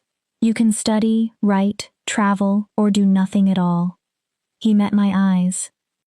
"Live 1 year without me. Find out who Lupe Pham is when she is not defined by rejection or by a king's bond. And the rot? I will hold the connection at the minimum strength necessary. You will remain stable." I wanted to scream at him for being noble, frightened, and impossibly foolish. But the bond revealed how desperately he needed this proof. Ronaldo did not trust happiness that came too easily. He needed to know I could walk away and still return. 1 year, I said at last. My voice felt empty. "But I am not agreeing because I think you are right. I am agreeing because you need this, and I love you enough to give it to you." He pulled me into his arms. "I am sorry," he whispered into my hair. "I am so sorry." "There is another way," I said bitterly. "You have simply decided not to believe in it." I stepped back. "I will leave. I will live apart from you. Then I will return and prove that every choice was mine." "If you do not?" "I will." I cut him off. "And I will spend the entire year furious with you." A broken hint of a smile touched his face. "I am counting on it." The cottage was beautiful in the loneliest way possible. It stood near a forest with distant mountains beyond the trees and a clear stream running nearby. Inside, Ronaldo had provided everything he promised: comfortable furniture, shelves crowded with books, writing materials, enough food and supplies to last for months. It was perfect. I hated it. The night before my departure, Ronaldo had performed another ritual. It did not remove the bond, it dampened it. I could still sense him as a distant warmth at the back of my mind, proof that he existed somewhere beyond the forest. But I no longer felt his emotions clearly. No joy, no grief, no love washing through me when he thought of my name. The emptiness was crushing. Every ordinary action reminded me of him. I would reach for a second cup at breakfast before remembering no one sat across from me. I would find a passage in a book and turn, ready to argue about it, only to face an empty chair. At night I listened to the stream and imagined the distant warmth in the bond becoming stronger. It never did. Ronaldo kept his promise with painful discipline. For the first few weeks I survived by reading. I studied philosophy, territory histories, and ancient Omega practices. I filled pages with notes about the way pack systems had narrowed Omega roles over centuries. The work mattered. I began organizing the notes into arguments rather than private observations. Omegas had not lost their old authority by accident. Pack laws had narrowed their education, controlled their bonds, and defined their bodies as their only contribution. Seeing the pattern made my own history feel less like an individual defect and more like part of a much larger injustice. It did not fill the space Ronaldo had left. I wrote letters to him and never sent them. Dozens. Some letters were furious. Others described small things I knew he would have understood. A fox sleeping beneath the cottage steps, a storm that shook the windows, a historical argument I wanted him to challenge. I never sealed any of them. Sending the letters would have violated the distance he believed necessary, and I refused to give him another excuse to question whether my eventual return was free. "You are an idiot," one began. "You believe you are being noble, but you are afraid. Afraid happiness might be real. Afraid someone could choose the man beneath the crown. I chose you, you fool. I chose you. 3 months into my exile, the couple who delivered supplies brought rumors from the court. They were kind, middle-aged wolves who respected my privacy, but that afternoon the woman spoke while unpacking food. The king has foreign visitors, dignitaries from the Eastern Territories. Her tone became casual in a way that warned me it was not. Princess Tracy Hoffman is among them, beautiful woman. Her father is said to want a marriage alliance. My heart stopped. Marriage? Only gossip, she said quickly. She has remained at the castle for 2 weeks, and the king has been entertaining her personally. You know how people talk. After they left, I sat on the floor and struggled to breathe. Ronaldo was finding someone else. Someone who had never needed his magic to survive. Someone whose choice could be considered pure enough to break the curse. The thought did not only hurt, it made me furious. If Ronaldo believed I would quietly allow a princess to take the place beside him, he had misunderstood the woman I had become. But I had promised a year. I kept the promise. 6 months after leaving, I began writing a book, not a history of Omega customs, my own story. I wrote about rejection, bond rot, and survival, about the dying wolf beside the river and the broken Omega who sang to him, about Terrence's cruelty, Ronaldo's loneliness, the artificial bond, the curse, and the separation neither of us wanted. Turning the pain into words gave it shape. As the pages accumulated, I understood that the story was no longer only mine. Somewhere another rejected Omega might be waiting for death because no one had told her survival was possible. Somewhere another wolfless girl might believe silence was safer than revealing an unusual gift. If my words reached even one of them, then the worst night of my life would produce something beyond pain. More importantly, it showed me how much I had changed. I was no longer the woman who knelt in the dirt while Clearwater watched her break.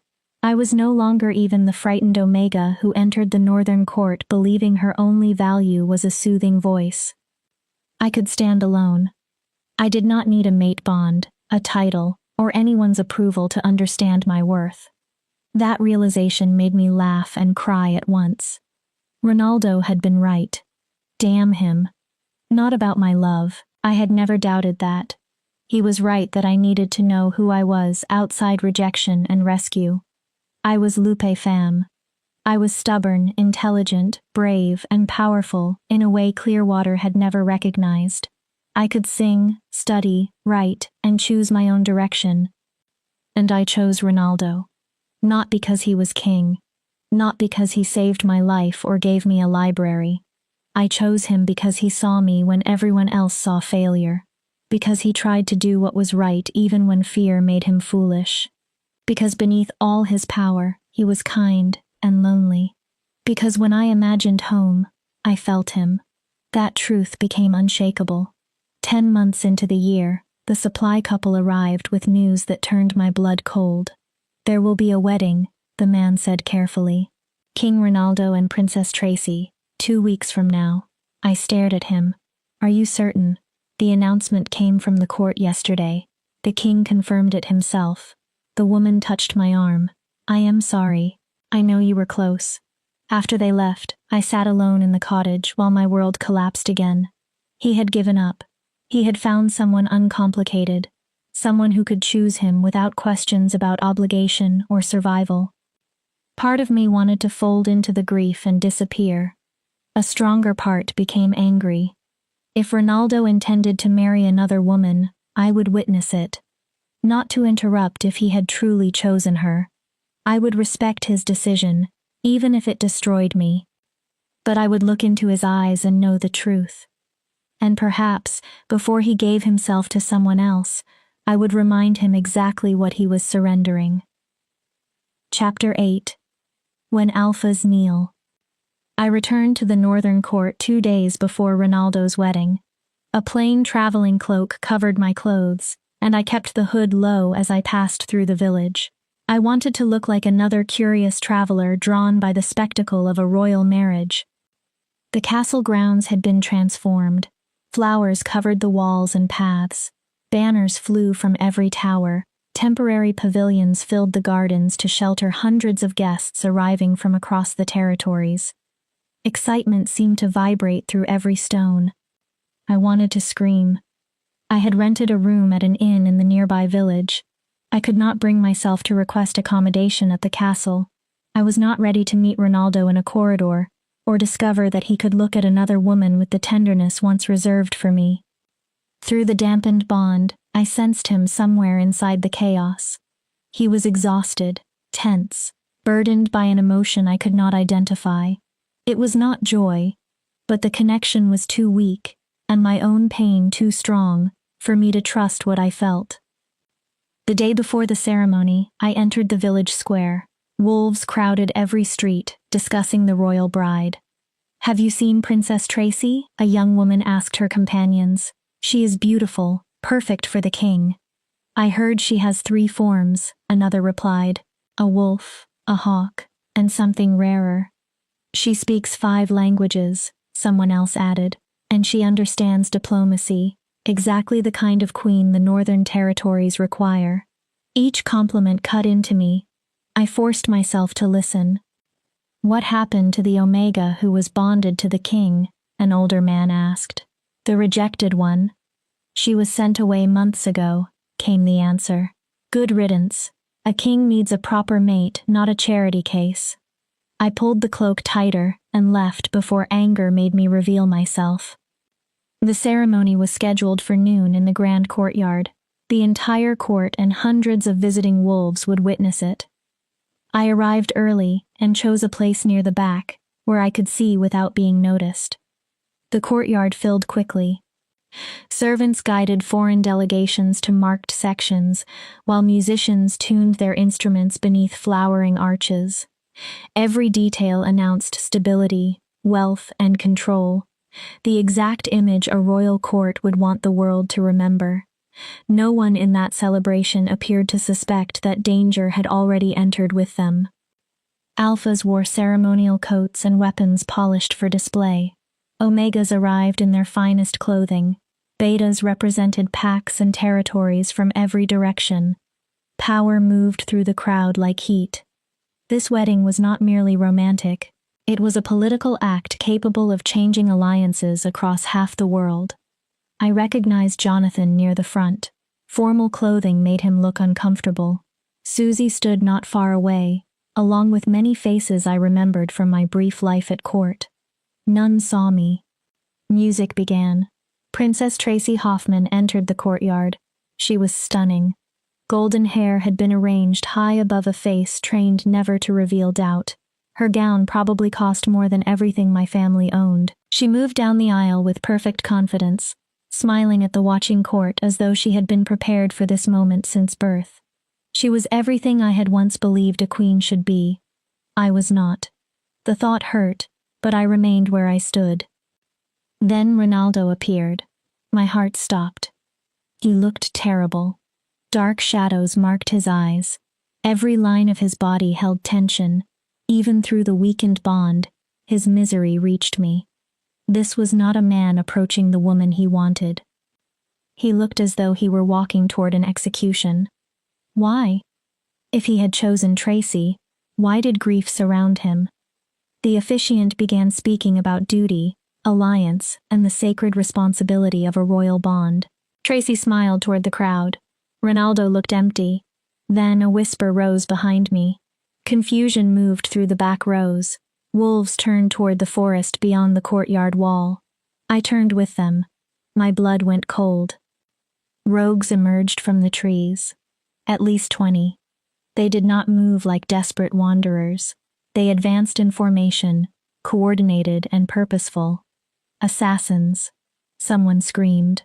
The courtyard exploded into chaos. Guests pushed in every direction.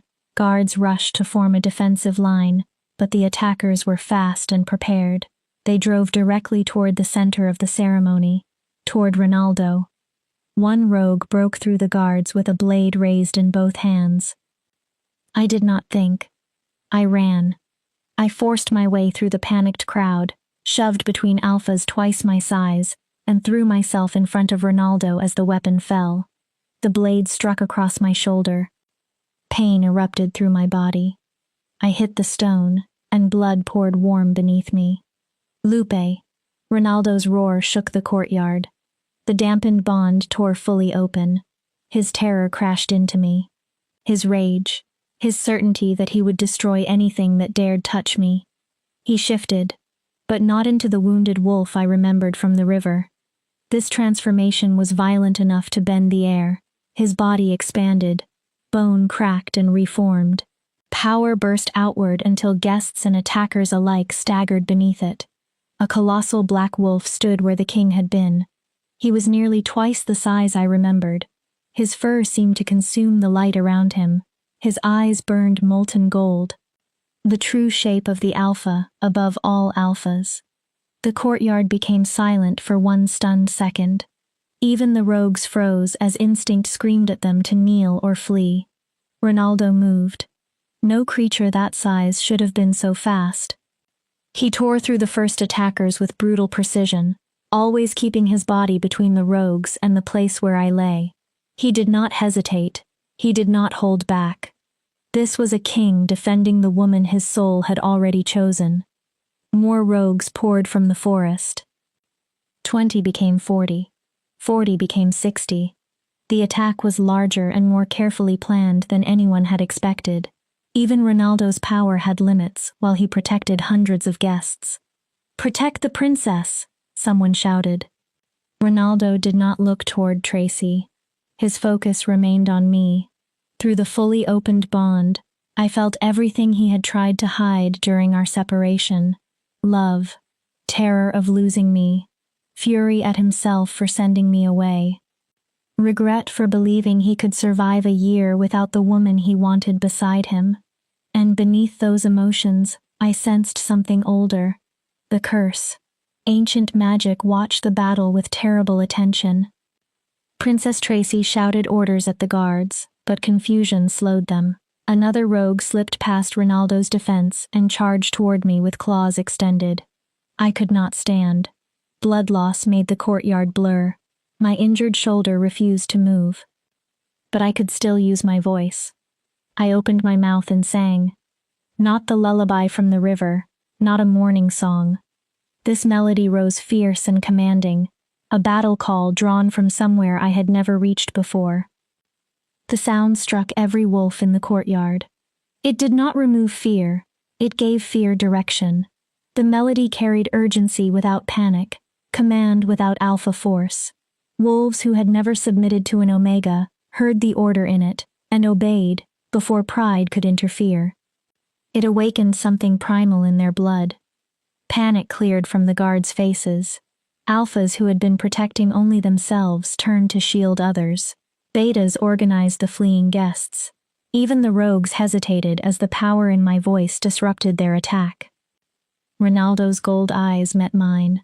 Recognition passed between us. This was what I had always been. Not the passive Omega Clearwater expected. Not a woman created only to soothe pain quietly from the background. I could command. I could inspire. I could turn the direction of a battle with a song. The curse recognized the truth too. I felt ancient magic crack. The test had never required helpless obedience. It required choice without obligation, sacrifice without reward, love powerful enough to see both king and beast and choose them freely. I had returned despite believing Ronaldo wanted another woman. I had placed myself between him and a blade without knowing whether he still loved me. I had chosen him when there was nothing left for him to give. The curse shattered. Lightning tore through the bond. The artificial connection burned away, not severed, but transformed. Something natural surged into its place, permanent and complete. A true mate bond forged through blood, fire, freedom, and choice. Mine, Ronaldo's voice thundered inside me.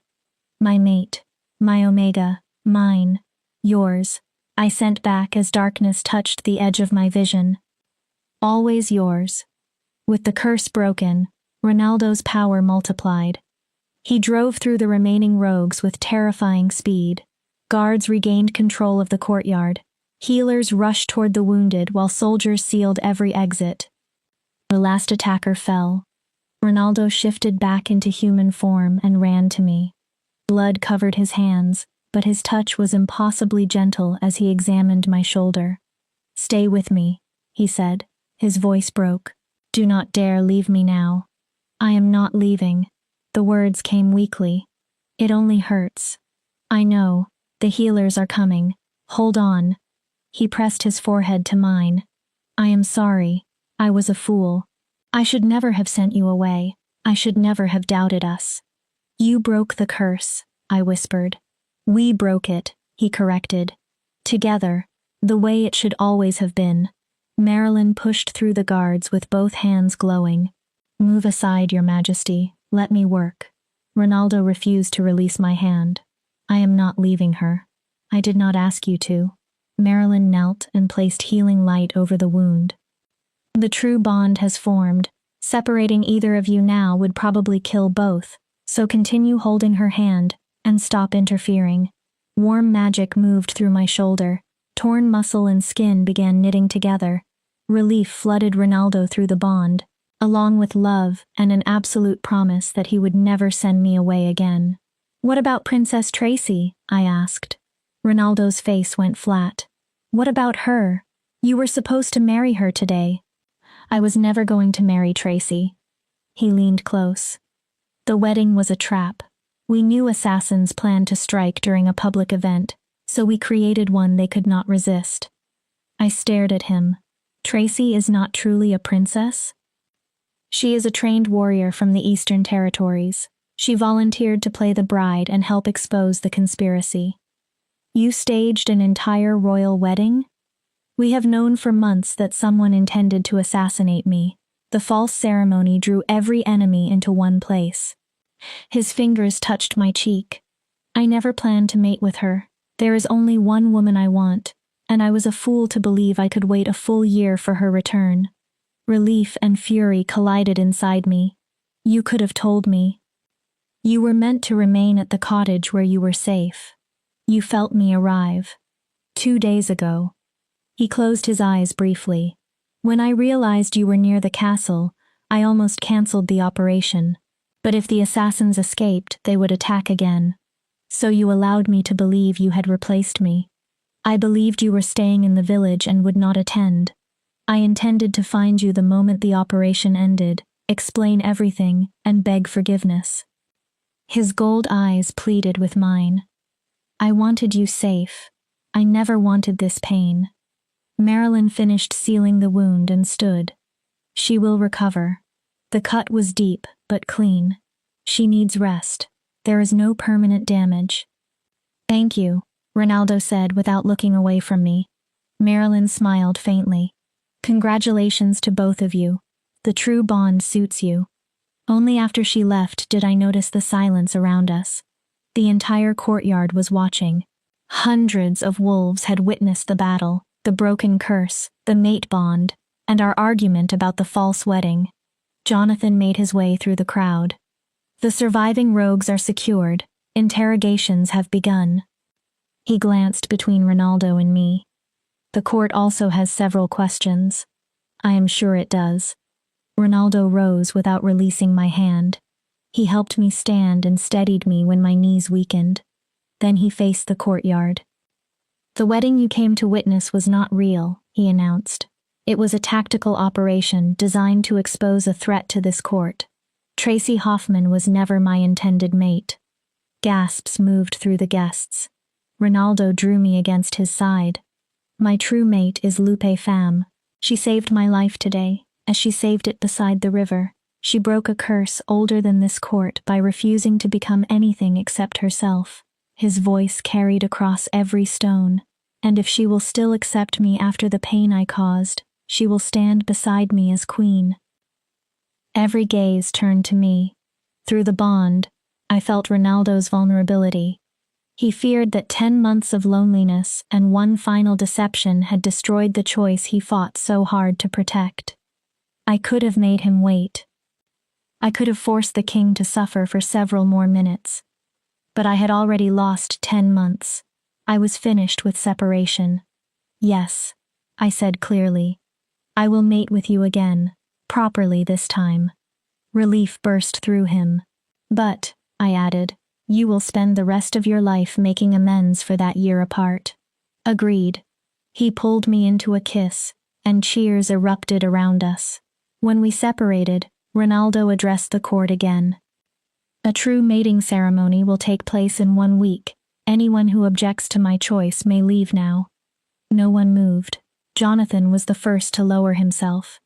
One knee touched the courtyard stone. Then another alpha followed. And another.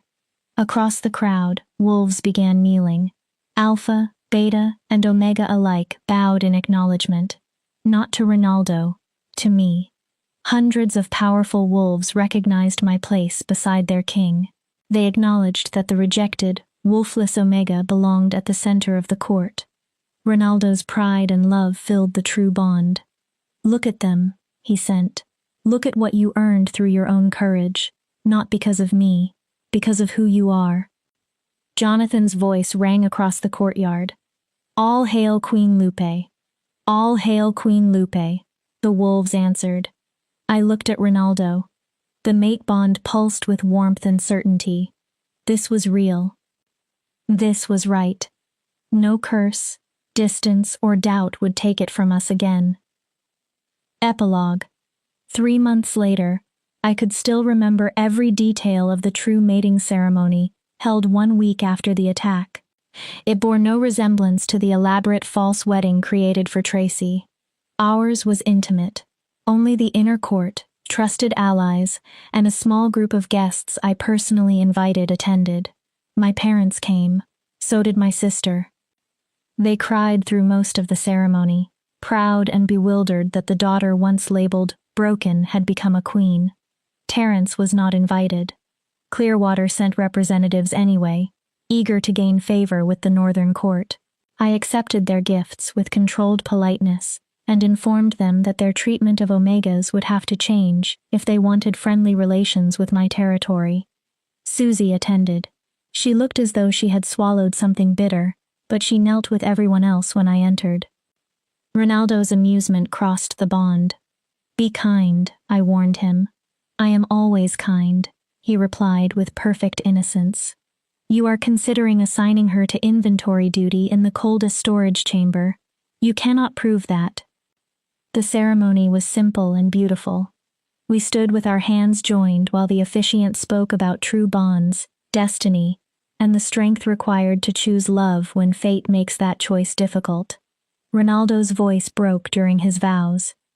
He promised to honor my decisions, protect my voice rather than silence it, and stand beside me as an equal partner. Through the bond, I felt everything words could not carry: gratitude, wonder, and his certainty that finding me had changed his life. My vows were shorter. I choose you, I told him. I will choose you in this life and in whatever comes after. The kiss sealing the ceremony lasted long enough for Jonathan to clear his throat and remind us that an audience remained. The celebration continued until dawn. Wolves from across the territories drank, danced, and rejoiced that their king had finally found his mate. I danced until my feet ached. I laughed until my sides hurt. I felt more alive than I had ever believed possible. Much later, after the final guests left and the castle became quiet, Ronaldo carried me to chambers prepared for both of us. Not his rooms. Not mine. Ours. How do you feel? He asked, as he placed me on the enormous bed. Exhausted. Happy. Still slightly angry about the false wedding. Still? He sat and pulled me into his arms. I thought forgiveness had already been granted. It has. I am simply allowed to remind you that you are an idiot. I rested against his chest and breathed in cedar and smoke. A well-intentioned idiot, but an idiot. His amusement warmed the bond. I can accept that judgment. For a while, we sat without speaking. No danger waited outside the door. No year of separation hung over us. I have been thinking about what I want to do as queen, I said. The role is yours to define. I want to change the way omegas are treated throughout every territory you rule. I pulled back to face him. I want schools where Omegas can develop their abilities without being forced into narrow roles. I want to recover the old traditions that honored our power instead of suppressing it. Ronaldo's eyes brightened. That is exactly the work you were meant to do. Many alphas will oppose it. Then they will learn to adjust. Their queen has spoken. He kissed my forehead. After watching you command an entire battlefield with your voice, most of them are already afraid of you. I am not convinced there is a healthy way to fear one's queen. There is when the queen forces them to question everything they believed about Omegas. Ronaldo stood and drew me up with him. There is something I want you to see. He led me through corridors I had never explored and stopped before a pair of unfamiliar doors. What is this? Your study. He opened them. I had it prepared while you lived at the cottage. I hoped you would return and need a place entirely your own. The room took my breath away. Floor-to-ceiling windows overlooked the forest. Empty shelves waited for a lifetime of books. A large desk stood in the center with fresh paper, pens, and writing supplies. Chairs filled quiet corners designed for reading and thought. Then I saw the painting above the fireplace. It showed a moonlit river. A young woman sat in the water, singing with one hand pressed against a massive black wolf. Blood darkened the current. Desperate hope filled her face. Recognition burned in the wolf's gold eyes. The artist had captured the moment we chose one another, before either of us understood what that choice meant. When did you? My voice failed. I commissioned it the day after you left, Ronaldo said. He came to stand beside me. I needed a reminder of why I had let you go, even while the decision was killing me. His arm circled my waist. Every night I looked at that image and promised that if you returned, I would give you everything I possessed. My power, my resources, every part of myself. I turned in his arms. You already gave me what mattered. Tears moved down my cheeks. You saw me when others looked through me.